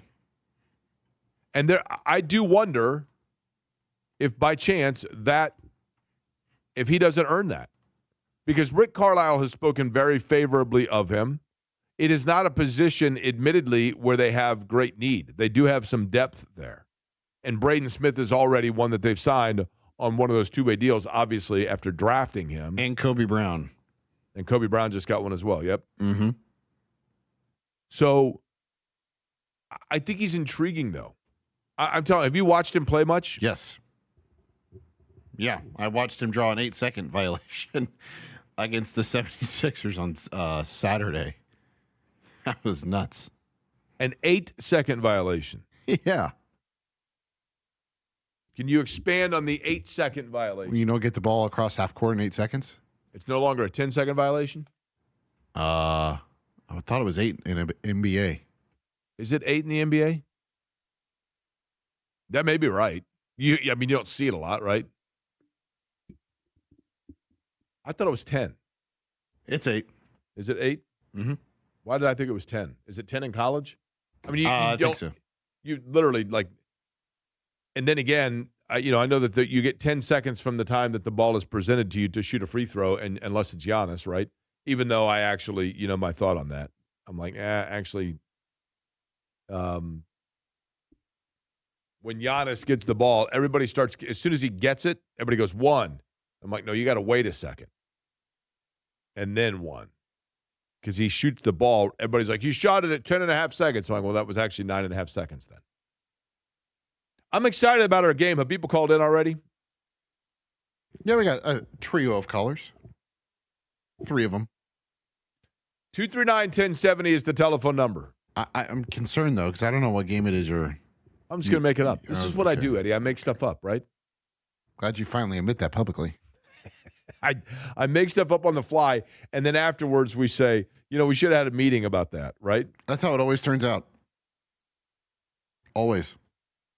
Nah, I'm telling you, this will be big. This will be a big one. All right. We come back, 239-1070. We have the tickets to the great Indiana State Fair, a 4-pack to give away. I love the State Fair. Love everything about it. We'll be broadcasting out there live at the Dairy Bar for opening day of the Indiana State Fair. I can't wait for that. I love doing the sky ride. I love walking the lap. I need to replace the wallet that I lost, so I always buy the leather goods. I love everything about the great Indiana State Fair. You're actually out there twice, Jake. Am I really? Mm-hmm. Let's go. You're out there on the 7th and then the 19th for the Indiana Standardbred Association. I did know that. That's right. There they go. Hold on. Hang on.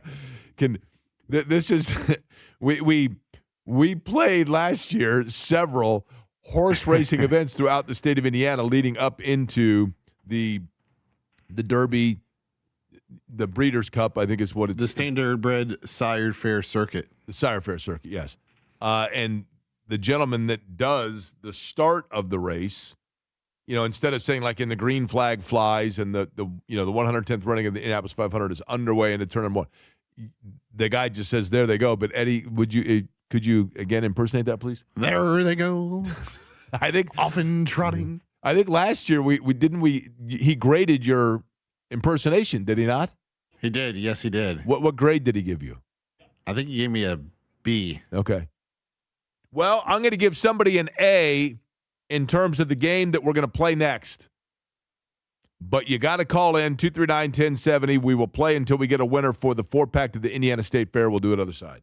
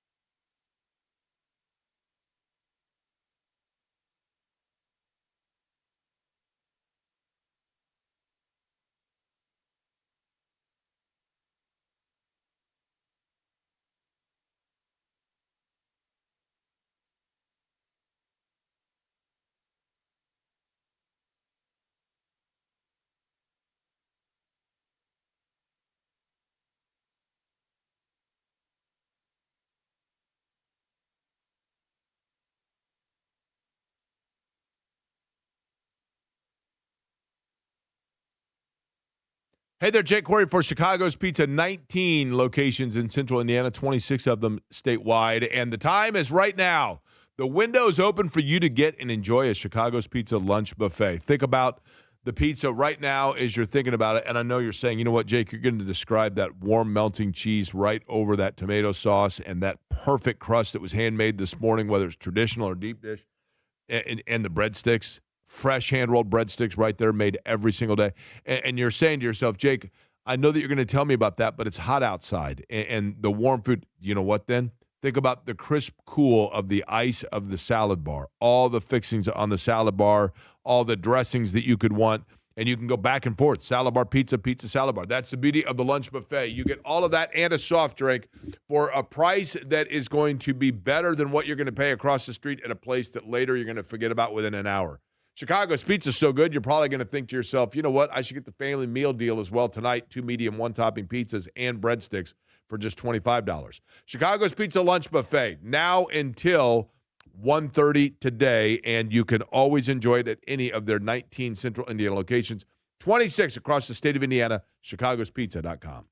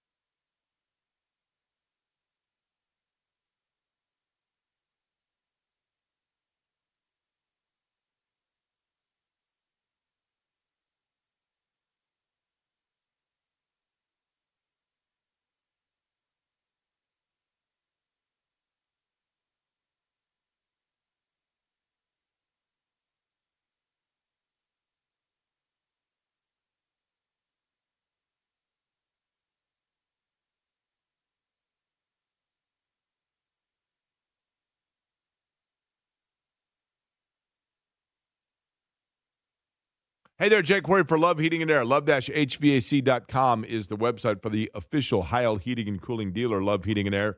Over 100 years in central Indiana. That is 4 generations deep of a family business. And it's simple. As an official Heil Heating and Cooling dealer, you know that you're getting the best when it comes to the service that they provide. But in addition to that, the equipment that they're using to keep your house cool this time of year, warm in the wintertime. And with Love Heating and Air, you get integrity with that. You get folks that come into the home and they're not going to try to upsell you on a bigger job. And, of course, they're going to give you the very best price and 24-hour on-call maintenance. An official Heil Heating and Cooling dealer, Love Heating and Air, love-HVAC.com, 317-353-2141.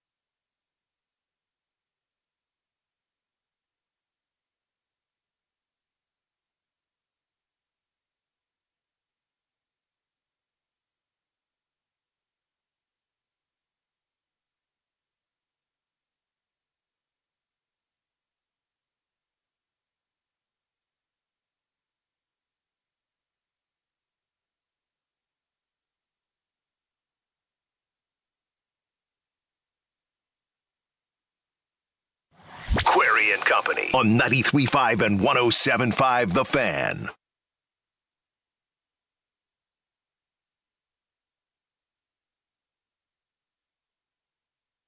Okay, 4 tickets, a 4-ticket pass to the Indiana State Fair, the great Indiana State Fair, which gets underway coming up in August. And here's how we're going to do this. 239-1070 is the telephone number. We have callers lined up. I'm not going to say what the game is before we get them on because then, they'll give it away and they can look things up, look up information, okay? Eddie, do you happen to have our first participant and contestant in this game? Yes, I do. And that would be? John. John, how goes it? Hey, why not Indy? There we go, John. Why not Indiana specifically? But yes, I love it. John, have We you should called? get some shirts made for the fair. What's that? We should get some shirts made and wear them at the fair. That is a great idea. I like the way you're thinking, John. Have you called the program before, John? I have. Okay. And you're a regular listener of the program then, or the knob on the radio is broken? I am. I am. Both. Okay. All right. So here's what we're going to do, John. We've done this game before. It's one of our favorites, okay? Okay. And that is, I'm going to give you 4 names, okay? We're going to do it kind of rapid fire. You got to go 3 for 4, okay? You got to go 3 for 4 on this, right? I'm going to give you a name, and you got to tell me if it's a Major League Baseball all-star or a dude I went to school with, okay? Okay. So I'm going to name them off, and then no, it's just got to be boom, rapid fire. There's your answer. You ready? Okay. Okay. First name I'll come up with here, Corbin. Let's see, Corbin Carroll. Baseball. That is correct. He is a pitcher for the Diamondbacks. Okay. He's an outfielder for the Diamondbacks. Excuse me, outfielder for the Diamondbacks. Sorry. Up next here, Foster Griffin. Friend. He is a pitcher from the Nationals, by the way. All right, so here we go. Now you're up against it. Now you got to rally here, okay? No. Dontonio Nibbs. Dontonio Nibbs. Friend. I believe the single-season rushing leader in Ball State football history. Went by Tony Nibbs, though, by the way. That is correct. All right, your last one here. We're down to Adam Shookman. Adam Shookman. Baseball. Oh, John, I apologize. Did not go 3 for 4. All right, we got another contestant lined up, Eddie? Yeah, I'll let you pick. My contestant failed me. Oh, really? Yeah. Well, you pick it because I don't have my call screen. Oh, okay. 2, 3, 4, 5. 3 is my favorite number. 3. That's Nick. Nick. What's going on, Nick? Good afternoon.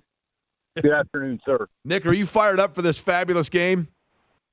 Yeah, I'm trying to decide if I want to eat leftover Chicago's pizza or go out for lunch. Well, listen, I mean, go to Chicago's Pizza and get fresh Chicago's Pizza. You know what I mean? I love leftover pizza, and at Chicago's, it's fabulous. But, why not go once again? But I absolutely, sure, Nick, appreciate that you went. Okay? Now, Nick, I want you to start out. We're going to start out by, I want you to tell me this. You ready? Max Meyer. Dude I went to school with or a Major League Baseball all-star? Repeat the name again. Max Meyer. Excuse me, baseball. Okay. 1 for 1. He is a pitcher for the Marlins. Well done. Brian Baker. Baseball. Ooh, nice. Nicely done. All right. You're off to a good start here. As a matter of fact, a lot hanging in the balance. Okay? And it's going to come down to Riley Green. Riley Green. Yep. Baseball. Wow. All right. 3 for 3. Do you know who Riley Green plays for? I want to say Pittsburgh, but I don't think that's right. That is not right. Kind of Rust Belt. Outfielder for the Tigers, right? Outfielder for the Tigers. Damn Nick, it. Okay. Sorry. Just out of curiosity, Nick, so what is lunch going to be? Do you know? No, I honestly was sitting here contemplating it. Yeah, I do have leftover Chicago's in the fridge. Nah, listen, that's dinner. Go back to Chicago's for lunch. You can get a salad bar if you'd like. All the fixings Sure. right there, right? And, of course, save a little bit of room as well because you'll have some great food at the great Indiana State Fair. Appreciate you participating. Oh, yeah. Eddie will get all of your information as well with the 4-pack to the State Fair. You got to use Ernie Clement, Jake. That is a baseball player or a guy I went to high school with. That's the easiest ever. Not all of us are bandwagoning Toronto I'm not Blue a Jays bandwagon. fans. Ernie Clement had a home run yesterday, by the way. Okay. Well, you were a bandwagon. You got on the bandwagon last year. Can they make it to the World Series? Eddie, let me tell you something. Or Otto Lopez. That's another one you could have gone with. Let me tell you something about my bandwagon Blue Jay, okay? Jordan Walker, another one. Although people in this area may know who he is. Last week, I had to go and get my new license plates, or I had to transfer my plate, so I had to go to the BMV. I had to actually go into one. I couldn't do the kiosk. So I went to the one off Crawfordsville Road and Speedway because I was in that area. And I went in beforehand. I had to get pet food, so I went into Petco. There's a Petco in the Speedway shopping area right there off Crawfordsville Road, just before you get to 465. There's a Kroger there, like just before there where the BMV is. Parker Messick, another one Petco. that you could have done. So I walked into Petco, and I made a tactical error. I went in, and they have the adoptions section. And I typically, I hate to say this, but I can't look at it, right, because it makes me sad. And so this time, I don't know why, but I walked over to see in the adoption section what they had. There was one cat. One cat. There was and I believe it's a male, I think he's a year old, a black cat, all black cat. And let me tell you something. Ray, our friend from Venezuela who was on the show the other day, he also is he has a black cat. He rescued him from Miami when he lived in Miami after a hurricane. And he was telling me, he was like, black cats they are incredibly friendly and like they are extremely affectionate. They're wonderful, Chatty. wonderful pets. And so my cat, obviously, Boo, is a black cat. There's one black cat there at the Petco in Speedway. And as I was buying, and I looked at him and saw him in there and watched him, and they said he's, I think, a year old. And the gal said to me, yeah, unfortunately, I think he may be going back to a shelter because he's been here for a couple of months and has not gotten any, potential adopters. Because people have like phobia or whatever, a stereotype that black cats are bad luck or whatever, which is complete hogwash. They are wonderful pets. I keep going in the back of my mind, and of course now I'm hoping that someone, and if someone proves to be a likely or a good, well-intended cat parent, I would gladly help out with the adoption fee and food and everything else to get started. I absolutely would, and people have my cell phone number to reach out to me. I would love to get this cat adopted out, and that's why I don't walk past those adoption things, because it's hard for me. But I thought to myself, and I've gone back and forth. Matter of fact, we have a vet visit tomorrow, and I'm going to ask, do you think it'd be compatible? Do you think Boo would live with a roommate well? I don't know. But I would name the cat Mosby, because my favorite player when I was a kid was Lloyd Mosby of the Blue Jays. So I thought you were going Ted Mosby from How I Met Your Mother. on calling me a bandwagoner. What's that? I thought you were going with Ted Mosby from How I Met Your Mother. No. Lloyd Mosby, my favorite Blue Jay as a kid. So there's no bandwagon there. If anybody wants to you don't even have to name him Mosby. If anybody wants to adopt, Luca is his name at the Petco in Speedway. Dustin Dopirak, more on the Pacers Summer League. We'll get into it next.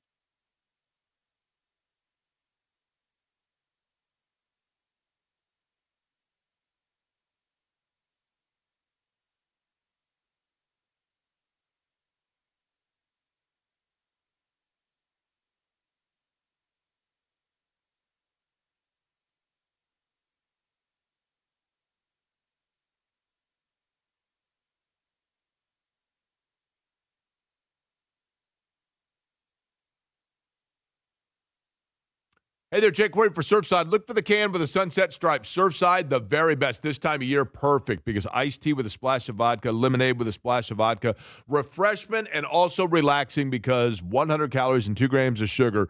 There's no carbonation, so it is oh so easy to enjoy. A variety of flavors. You can do a variety pack, or you can just stick with, for example, I love the blueberry lemonade. It's been a huge seller for Surfside. Look for it wherever you buy your favorite adult beverages. Look for the can with the sunset stripes. Please be 21 and consume responsibly.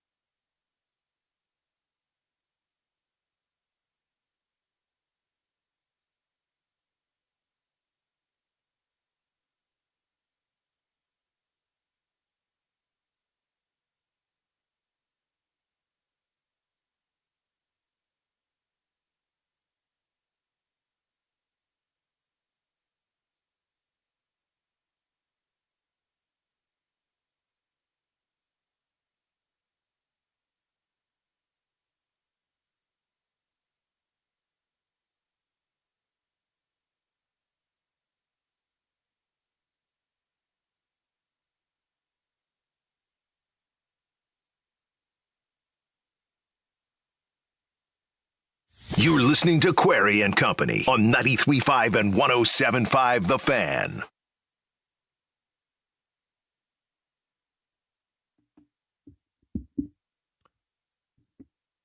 Pacers Summer League is in full swing. Dustin Dopirak going to join us just a second here. Last night, the Indiana Fever, big win in Las Vegas, resounding win, as a matter of fact. Thought it may have been their best all-around performance of the season in terms of just their balance, their ability of multiple players. Sophie Cunningham got on a heater there for a minute after maybe they need her to be what do they call it, a ring girl for the UFC, which she did on Saturday evening while out in Las Vegas. Later said that, and I think Dana White was at the game last night, as a matter of fact. He was indeed. And she went up to him afterwards. But she absolutely caught lightning in a bottle there at one point. Kelsey Mitchell continued to play well. Caitlin Clark, and again, we can get more into this in a little bit, just the polarization of the way that people interpret and perceive, like if she's not on the floor, and I'm like, they're up by 30. I do think the back injury is a legit thing. And if you've got chance to rest, you're going to rest. But as for the Pacers themselves, Dustin covering it for the Indianapolis Star, joining us now and again, like today, we want great guests on this show. We want people that are knowledgeable. We want people that are friends of the program. We want people that are good dudes and gals. And today, between Chap and Dustin, we basically are getting 2 and 1, right? That's right. Just like the Swab Men's 2 and 1 hotline, which is where we find Dustin Dopirak joining us now. Dustin, I'll get right to this. Let's begin with Braden Smith. That obviously is the player that we're going to have a lot of eyes on throughout Summer League itself. Small sample size, clearly. But from one game to the next, have you seen areas already of growth? And I know that's kind of weird to say in one game. Just your overall assessment there. Yeah, no, I mean, I think he's just really found a lot of comfort with the way the offense works and operates. I mean, he's not shooting the ball great, but he hit a couple, big important shots over the course of that game. Hit that kind of fall away jumper. I think he had a 3 in there. A couple big free throws to force overtime in the game against Philadelphia. Didn't play bad in the first game either. I didn't think. I mean, wasn't great and missed a lot of shots. But just is sort of finding his comfort where everybody's going to be, kind of having an understanding of his personnel, where they're going to move, where he's going to be able to find them, how he's going to be able to pass without, directly looking at them, that kind of thing. I think he's growing in part by playing with Yuki Kawamura. I think that combination has been fun to watch. It's a little bit insane to have 2 guys in the backcourt in an NBA Summer League game that are both 5'10" or under, but they're wizards with the basketball, and they kick the ball ahead and they bring a lot of pace to the game. And given that there's not a guy on a standard contract on this team, that they don't have a first-round pick on this team, it's why not experiment? Why not play around with that? And I think they're definitely 2 of their best 5 players, and having them out there together, I think has been fun. And I think you've seen Smith see what Yuki does and sort of add that to his game. I think they raise each other's level just because they're just such high IQ players, such good passers, so good at seeing the next play before everybody else sees it. And I think you've seen growth in that in Smith within just a game or two. And I think both of them have, again, rose each other's level. I think Yuki is one. I mentioned this earlier, Dustin, that when he was in Memphis, I saw him in the preseason. And I thought he was the best player on the floor. And that was a preseason NBA game. So, I mean, a lot of the guys that were on the floor were not NBA, were not on rosters a month later. But if you take the size out of the equation, which is a fairly important aspect of the NBA, I realize there is no question that he has an ability to create and see things on the floor. And I think Rick Carlisle, you pointed out Rick Carlisle has noticed that too. The question is, where do they stand in terms of availability if they would like to sign someone? Maybe Rick Mast is another one that's played well to this point. Is there room in the inn for anyone? If the inn includes the Noblesville Boom, yes, there is. But if it does not, if you're just looking at the 15 standards and the 18 two-ways, then it's hard to get all of these guys involved. It's hard to keep all of them. And obviously Yuki's in a case where he's had a couple two-way contracts, the one in Memphis, as you mentioned, and the one in Chicago last year. Is he going to want to have a strictly G League contract? I mean, obviously if they were to keep him, he'd presumably get an Exhibit 10 and you get a nice $80,000 bonus for having that. But, I imagine he's looking a little bit bigger. That's a guy that has international success, that has Olympic success. So I think he's hoping that he'll probably get something better than that. I think it would be hard to keep Smith and Yuki. At the moment, the guys that hold the 3 two-way contracts are Kobe Brown, Ethan Thompson, and Talon Peter. Like, Braden hasn't put pen to paper yet. But I would think that would be an utterly wild thing to do, to draft him at 38 and just keep his draft rights, but not sign him to a contract or put him straight to the G League. I mean, that'd be a pretty wild thing to do. He kind of did you a favor by agreeing to a two-way at 38. Like, that's not, you usually get a standard contract if you get picked at 38. So it's just hard to say. It's hard to be able to keep both of those guys together. Again, if you can just give Yuki a Noblesville boom contract, you've worked out great. Then you've got a guy that can lead your G League team, and he's going to put up bonkers numbers over there. And it'll be fun to watch for everybody in Hamilton County. But I mean, if you're Yuki, I think you want to be on a two-way somewhere at least. That's your hope, and it would probably require somebody else to pick him up to give him that. Unless, I mean, the Pacers do have a standard contract open. They have enough to put somebody on a rookie minimum. They don't have enough for a veteran minimum. They've got about $2.2 million in space under that first apron where they're hard capped.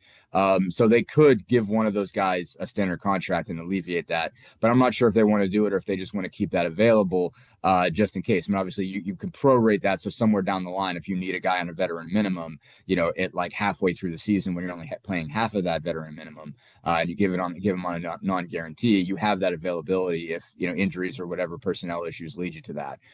So they have that option, and they might want to keep open. So it is tight, more or less. Where they went into this with 5 guys going for 3 two-way contracts. I guess you could throw Yuki into that mix in general. He's at least on the fringes of that. It's going to be tough to keep Yuki because I just think he'll have an opportunity elsewhere if he doesn't just want to play in the G League. So you mentioned Kobe Brown, Ethan Thompson, and Talon Peter on two-way deals, right? Yes. And you can only have Jalen Slauson's is a restricted free agent on a two-way deal. They gave him a qualifying offer. They can waive any of those guys at any point in time. Okay. So they could obviously waive Talon and bring in Braden and stuff like that. So they can, that's easy stuff to move. It's, it doesn't but that's who is currently under contract. Typically, Dustin, this might be like a totally case-by-case basis, but as a general rule, if a player is on a two-way deal, and for those that are unfamiliar, by the way, two-way deal meaning that you are under contract by the parent club and you are with the Pacers, and then you also play the majority of your games in the G League for the Noblesville Boom, and you can go back and forth depending on what the necessity or need is on a game-to-game, week-to-week basis. Right. Having said that, there are 3 players, as you just talked about, on a two-way deal. More often than not, the shelf life of a player that's on a two-way deal is what? Before you say, we have now seen enough and we don't feel that they are ready to graduate to full-time NBA contractual status, so therefore the ceiling has been reached and we're moving along. That typically happens to a player after how long under a two-way deal? About a year. It obviously can go so many different places, and especially the way the Pacers are gone. Obviously, their two ways were in a lot more flux last year, and so there's some that there's a little bit of a carryover there. Obviously Quentin Jackson was on one for 3 years and eventually got a standard contract. Kendall Brown was on one for more than a year, eventually got a standard contract, but then they got let go.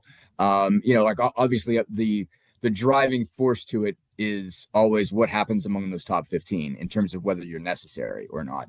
And then, what are you drafting and bringing into this? And it's just, where are you, is there going to be competition there or not? It says a lot, I think, that they decided to bring Kobe Brown back, on a two-way deal. I mean, I think they knew going in that they weren't going to be able to keep him on a standard contract.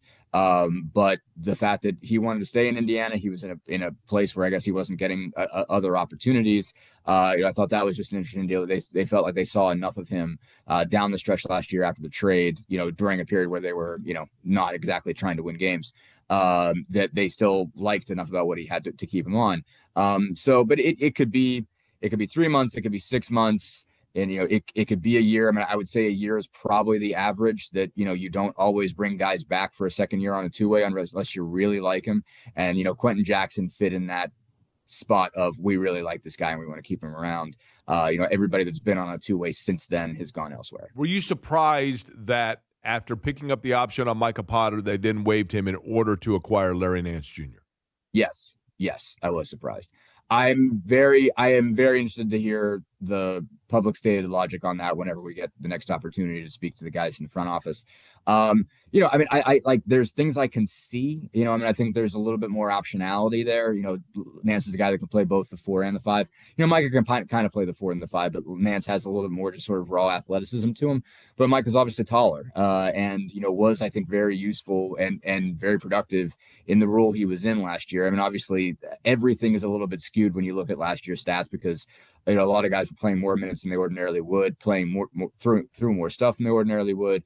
There are certain counting stats that can hide other deficiencies. I think, Micah had some issues, defending guards on pick and roll, stuff like that. I mean, that was a real issue for him, but he shot it really well. And I think that stands out a lot. And you're like, okay, well, how sustainable is that? He was over 42%. Is he going to be always able to shoot 42%? Can you trust that going forward? I guess, but I thought he was really productive. I thought he was useful in the sense that he was sort of a more sort of, I guess, muscular body than Jay Huff. And so he gave you a guy that could deal with the Mitchell Robinsons of the world, coming off the bench when you needed somebody to just get in the way and block out. Huff was a better shot blocker, but Potter was better when it came to just being physical with somebody. And so I thought that might be somebody they'd want to keep around. I thought they'd want a third true center. Because it seems like just over time, going back to the Jackson Wiseman Achilles tear injuries, they've always viewed it as kind of an important thing to have a third real center that you could trust if one of the other two guys is hurt, to be, again, to be able to deal with real big guys. And, Nance has given up some size, height wise. He's got a lot of muscle. He's got a lot of athleticism that allows him to play bigger than he is. The fact that he can even play the 5 at all, tells you that, and has done it for 11 years, tells you that he's got a lot of athleticism there. But, especially as he's trending toward 33 and Potter's certainly younger, I was surprised by that move. So I'm going to be interested to see the whole, logic to it. And if there's a next step that's somehow involved. They saved under the cap, they saved $400,000 on this move. In real cash, they're paying an extra $1 million. Which is interesting because Nance gets paid $3.9 million, but his cap hit as a veteran minimum guy is 2.4. So that's still not enough for another veteran minimum under the luxury apron, the first apron. But I don't know what it means in terms of flexibility going forward. If there's something else that they're interested in doing it, whether it's a fringy move or something bigger. I'm intrigued. I'm going to be very intrigued with if this leads to anything, and if not, just what the rationale was from going from Potter to Nance. Dustin, it seems like forever ago, but on Friday evening, early evening, late afternoon, I have no idea. Rick Carlisle joined the ESPN broadcast during the first Summer League game against the Cleveland Cavaliers, and he was asked about Ivica Zubac, and he said that our team's going to look a little different than it did a year and some change ago when we got to the NBA Finals. What exactly is Rick saying in that statement? Is he talking about how they're going to play or, personnel in terms of how they use it? Yeah, I think, he talked about that a few times, but during the 5 games, Zubac was on the floor. And I think even at the end of the season, he said something similar, I think, in I guess his last game interview, which is also kind of his exit interview. I think the simple thing is that Zubac doesn't space the floor. He is a guy that's certainly more comfortable and more effective around the basket as opposed to Miles Turner, who was a guy who could keep it open, hit a lot of threes. I think that's kind of the basics of it of, all right, you're going to have to maximize your big man putting pressure on the rim versus, having a floor spacer and having a guy that's not only a pick and roll option, but a pick and pop option, that he's going to be more going toward the basket. I don't know if he wants to work with him to see if there's a jumper there, because he's only made 1 3 in his career. But, at this stage, I don't know if he's getting one. But obviously, by 2024-25, Miles Turner is an established three-point shooter, and Ivica Zubac is not going to be one going into 2026-27. So that's kind of the big keys to it, is like, okay, well, how do you optimize that? How do you take the rest of these pieces that are the same and add this new one that is different? And how does that function a little bit differently? So, I mean, I guess it's probably a little less wide open. It's more saying, okay, from time to time, you're going to have to give the ball to the big guy and let him post somebody up and go score. And that ultimately, takes some seconds off of or it lengthens a couple possessions, by some seconds when you have both he and Siakam that are very, very good post-up players.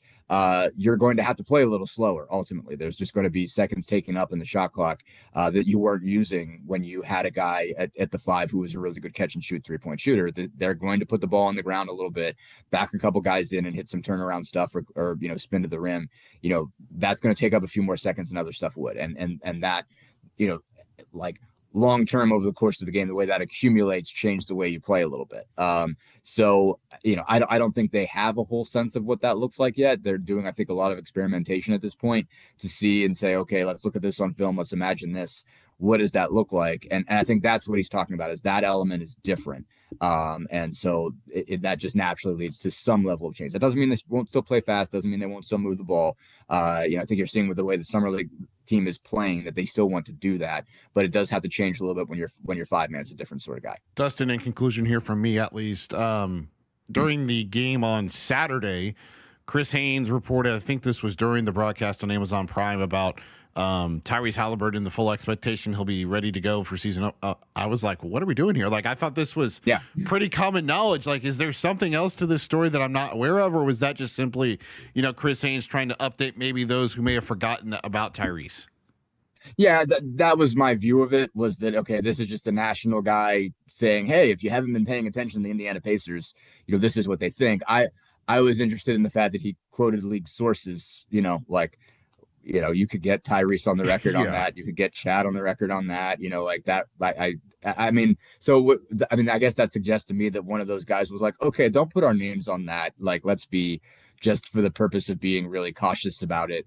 But yeah, there was nothing that we've ever heard in the last however many months that, that the opener was going to be an issue, or something like that. I mean, obviously the shingles was certainly a setback. But again, saw him, 2 weeks ago at his camp in Carmel. He looks great. He looks just so much better than he did in mid-April at the end of the season.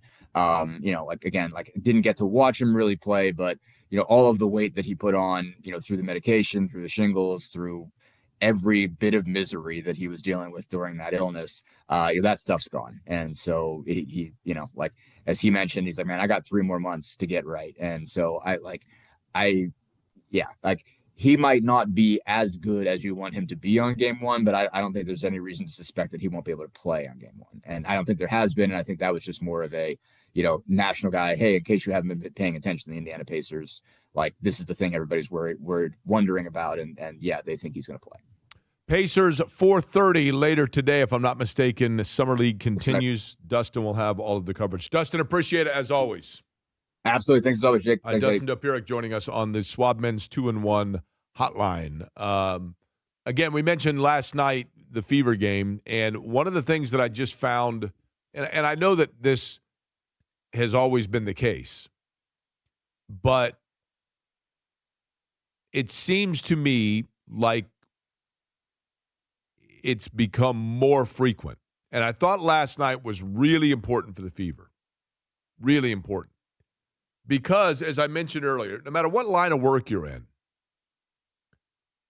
if you work in an office, and I know now, the days of like everybody going into an office and working together post-COVID, I mean, a lot has changed. But if you work for a company or for a team, there are places that are in business almost exclusively because of team building exercises. Hey, John in accounting is putting together, we're all going to go to the escape room. Or everybody's going to go for an outing for the afternoon. We're going to close the office early and go to back 9. Or, axe throwing, any of those things, which are all fun activities, don't get me wrong. Those places, and when your boss has everybody go out and do those things, there's a reason for it. You're in the building all the time, and yeah, I mean, I've gotten to know. I know Mark that works over there on the sales side. I think maybe Mark went to Michigan State. I saw him wearing a T-shirt once during the tournament. Seems like a nice guy. Well, now you're in a situation where you got to do some sort of project in the escape room, and Mark's on your team, and you're like, oh, you know what? Like Mark and I worked really well together. There's a reason for those things.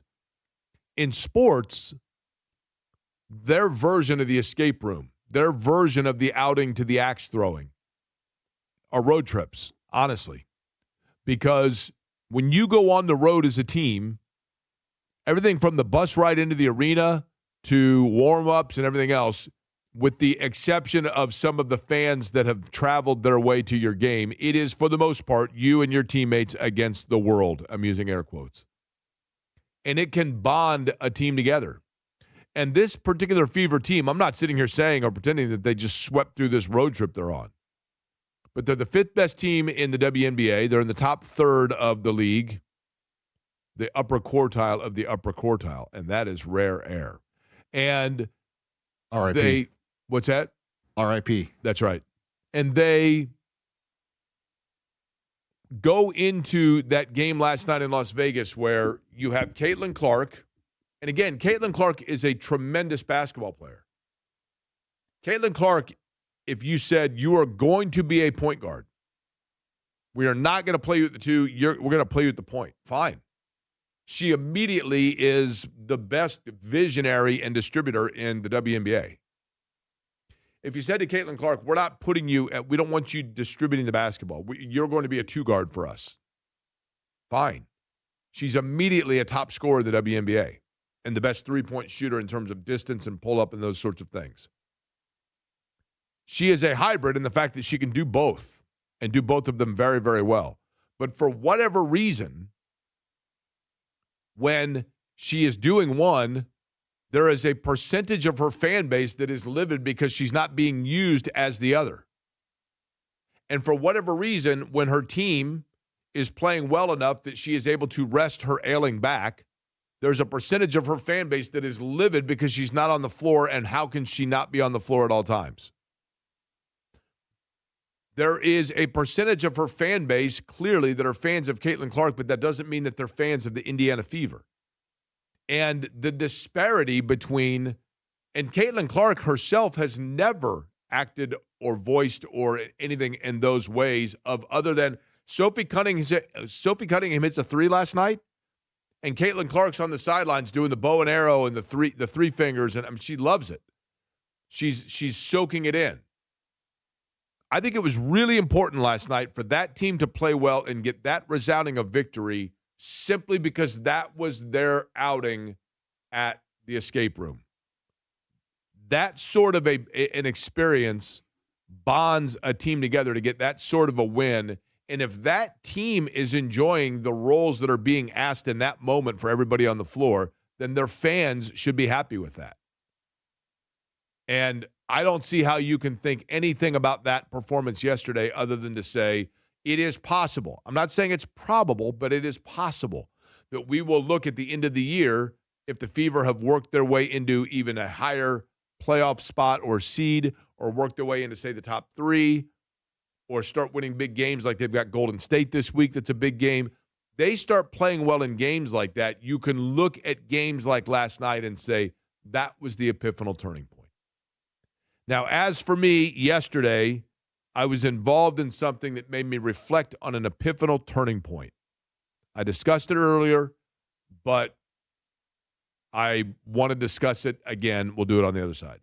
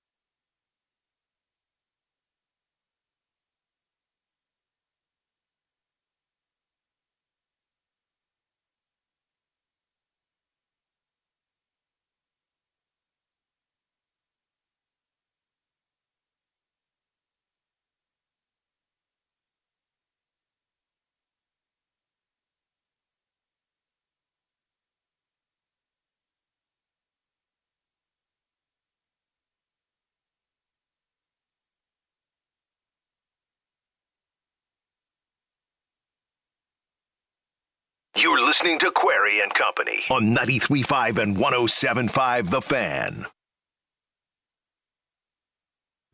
So I mentioned this earlier, but I'm going to repeat it today.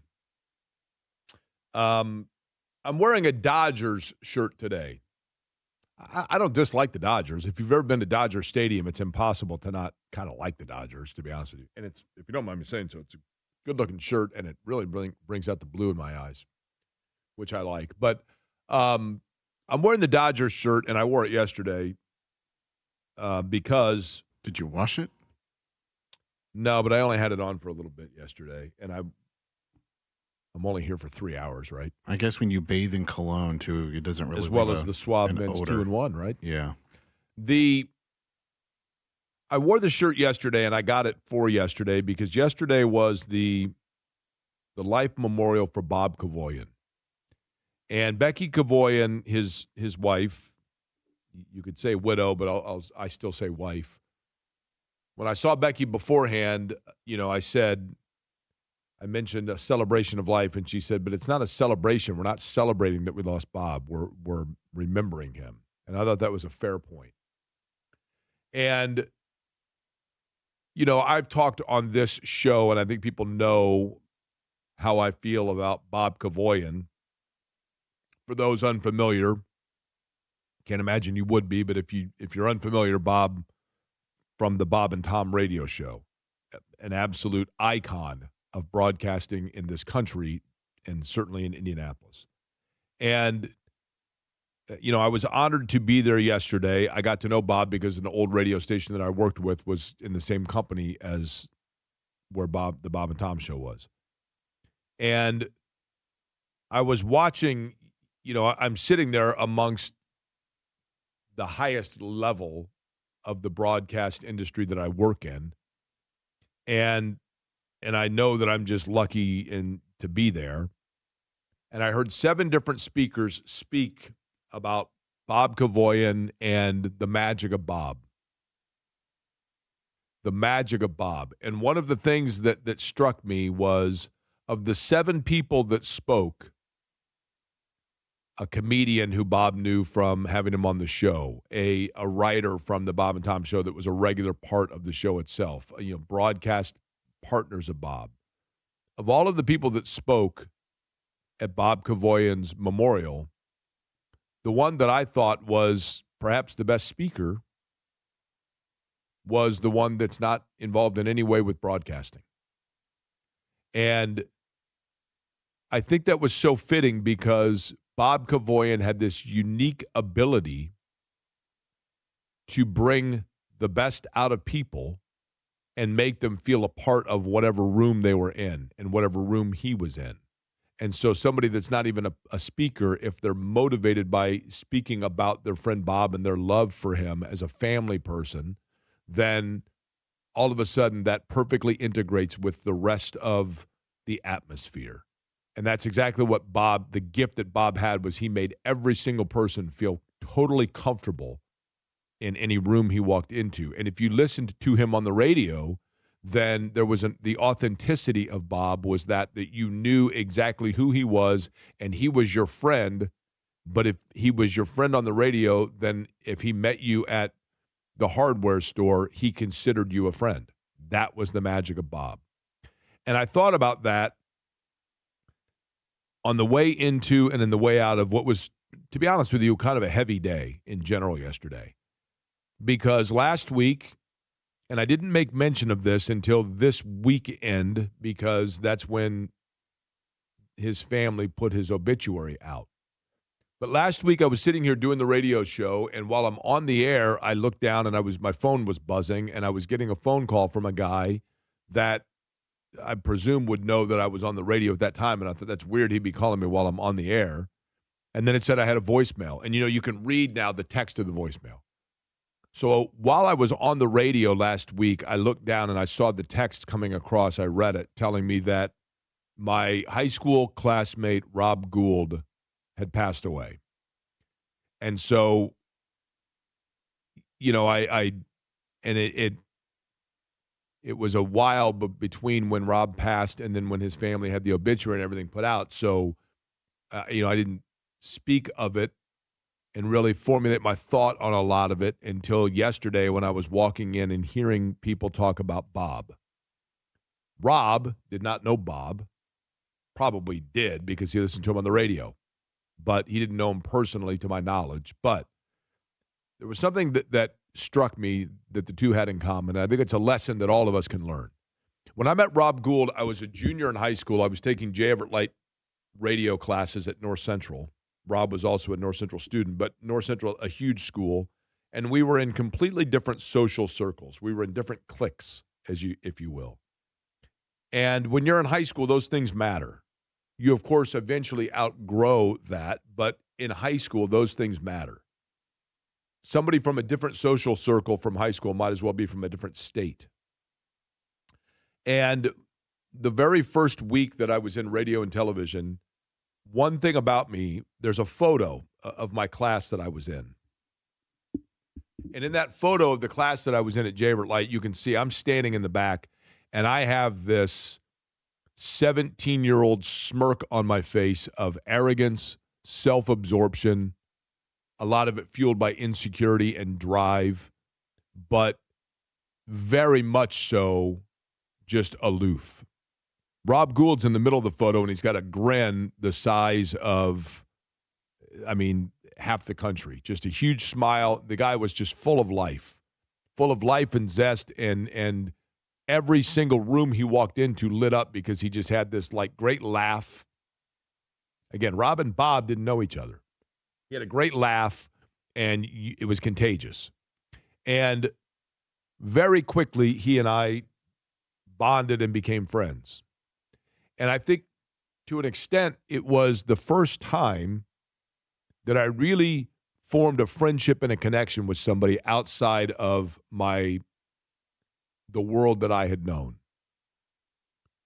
And I always appreciated and respected Rob for forcing me to see that, for knocking the arrogance off of me, for knocking the aloof 17-year-old cocky nature off of me, and allowing me to see, Jake, you are the one here that is holding yourself back because you're refusing to go outside of your comfort social bubble. And what a terrible void that's going to create for you in life.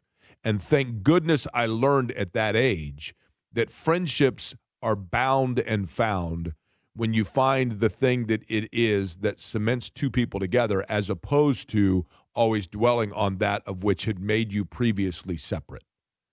And Rob Gould is the one that taught me that.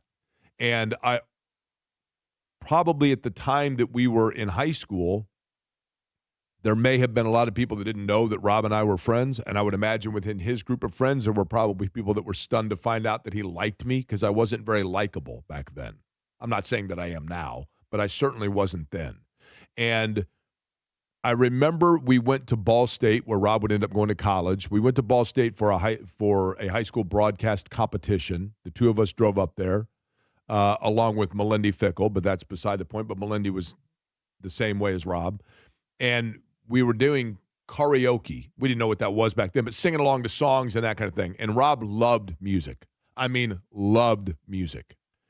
And I still to this day can remember the freedom, the independence of not just singing and belting out those songs on our way to the competition, but also the appreciation in the moment of recognizing in myself that I was doing it with somebody that I thoroughly enjoyed because they forced me to understand and grasp a new friendship and a new venture and a new frontier in the way that I sought and, embraced people.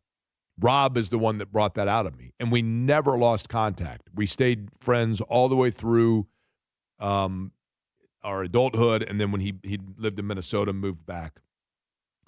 And one of the things that I thought about yesterday as I was sitting there and listening to people talk about Bob, and, Bob Kavoyan was a musician at heart. And part of what made him such a great communicator was his ability to communicate via music, the funny songs that he did and wrote and all of those things with the Bob and Tom Show. And I thought about the number of late nights that Rob Gould would text me about different bands that he liked, different bands that he had discovered, different music that he thought I would enjoy. And I thought, and he, like Bob Kavoyan, was a huge fan of the Beatles. And it was not until yesterday, as I heard everybody talking about Bob Kavoyan, and everybody was talking about with Bob Kavoyan how each one of them felt a connection to Bob because Bob saw something in them. Bob saw something in them that no one else had seen, or believed in something that they believed in about themselves, but no one else had discovered or made recognition of.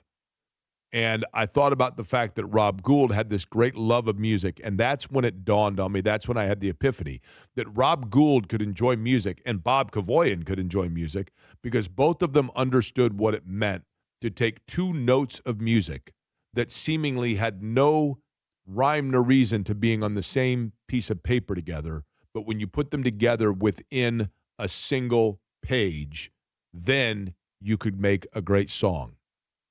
And when you take things that otherwise seemingly may not go together, but you can find the harmony between the two of them, then when you do that, what you get is the soundtrack that is perfection in terms of the way that you live your life and then orchestrate it and interweaving other people into it. And that's exactly what Bob Kavoyan did masterfully. And all of you that listen to the radio knew that about Bob Kavoyan.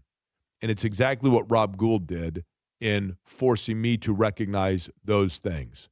And Rob Gould was a guy that I'm sure had his struggles privately. We all do. But publicly, he exemplified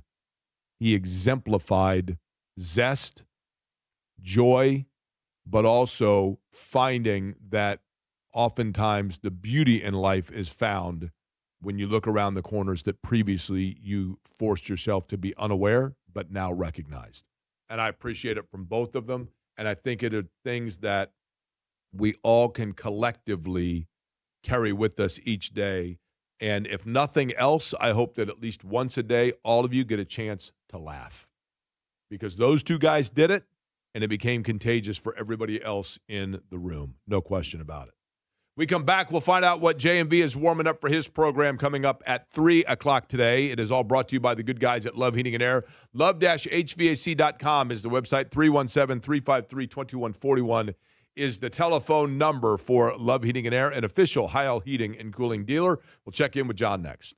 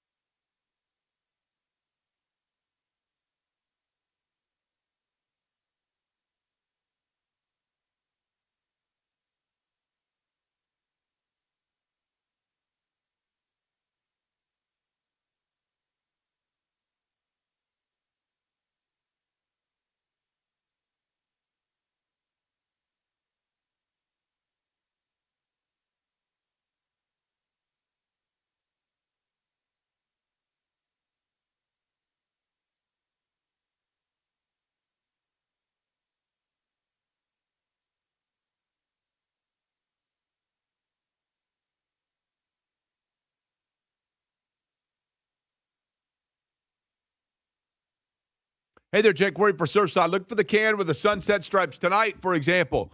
You'll be watching Home Run Derby. Why not enjoy a Surfside while watching? As a matter of fact, All-Star Games in Philly, that's where Surfside was born. Iced tea with vodka and lemonade with vodka, just a splash of vodka in there, and the blueberry lemonade is fabulous. You can get a variety pack of flavors for Surfside, or just go with the standard iced tea or lemonade with a splash of vodka. Just 100 calories, 2 grams of sugar, no carbonation, so smooth. Surfside, look for it wherever you buy your favorite adult beverages. Please ask for the can with the sunset stripes, but please be 21 and consume responsibly.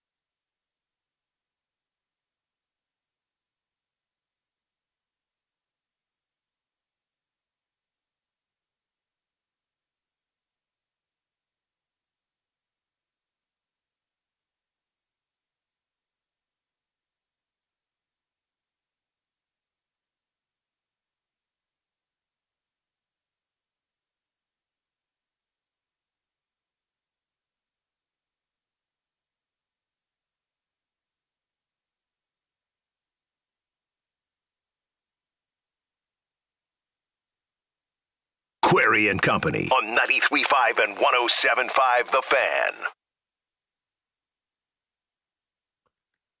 JMV will be with you coming up at 3 o'clock today. The crossover brought to you by the good guys at Love Heating and Air, love-hvac.com. John, as we are on the cusp of the Home Run Derby tonight, I'm fortunate for this, but somehow on my social media algorithm now, about every third time I'm scrolling, I'll just see the random videos of like the starting lineup announcements of the 84 All-Star game, the 89 All-Star game, the 93 All-Star game, and I love everything about it. But the Home Run Derby, I've gotten fatigued by. Your thoughts tonight, will you watch? Well, there's just nothing of that's the same any longer, too. If I fly by it, I'll probably tune in. If not, no harm, no foul. I don't really care. But you're right. You mentioned all those years in which we were so invested. I was watching the 71. I was one. No, obviously. Not remembering it, watching it live, but the Reggie Jackson home run at Tiger Stadium going on the roof during the game was awesome with all those names in that particular game. But I've mentioned this to you before, too, that the Fred Lynn grand slam in the game itself and 83 off of Hadley Hammaker. Yep. Yeah, and I think 84 was the next year. It was in Candlestick maybe the next year. You know what? It was. And I know that because 84 was the most recent one that I watched. And I always, whenever I'm watching the lineups, I try to figure out where it is based on the crowd reaction. Yeah. And they booed the heck out of Lasorda and Steve Garvey. So I'm like, well, this has to be San Francisco. And then they got to Chili Davis, and like it was like a 3-minute ovation. So I'm like, hey, San Francisco. Bob Brindley, they act like Bob Brindley was Babe Ruth whenever they started cheering for him. They did. It was actually Bob Brindley was introduced before Chili Davis, and I felt bad for Chili Davis, right? Yeah. No, you know what? It's kind of out of sight, out of mind, and that's too bad. But I don't know. It's just one of those events that falls a little bit into the cracks. Because what more can you do? It's like the dunk contest. What more can you possibly do? That's right. Yeah. What's on the big show today, John? Tucker Barnhart's going to talk about the All-Star break here. We're going to talk about a little Major League Baseball, too. Sneak in that. I have Garth Brooks tickets to give away. 2 shows coming up in August. Blame it on my roots. I showed up in boots and ruined your black tie affair. I'll do that today at 3. Garth Brooks tickets. Somebody's going to win them. All right. Appreciate it. We'll be tuned in at 3 o'clock, John. Appreciate it. You got it, pal. See you, buddy. J&V will join us later, or join, not us, but join the station later, 3 o'clock today. Got a pick for tonight, Jake? For the Home Run Derby? Yep. Is Vlad Guerrero Jr. in it? No. Who's in it? I don't even know who's in it. It is Ben Rice, Kyle Schwarber, Schwarber. Bryce Harper, Junior Caminero, Jordan Walker, Murataki Murakami. Too many distractions right now for Bryce Harper. I'll say Kyle Schwarber. It's in Philly, right? Yes. Yeah, Kyle Schwarber. Give me Junior Caminero. Okay, fair enough. I did see some clips of Mellencamp's concerts that have taken place, and actually looks like he sounds halfway decent. He looks aged, but he is. He's not exactly mobile, but sounds pretty good. Speaking of concerts upcoming. All right, Rich Eisen's up next. Thanks again to Dustin Dopirak, Mike Chappell for joining us. Thank you to all of you for listening. We're back with you at 10 o'clock tomorrow. I appreciate you listening to Query and Company.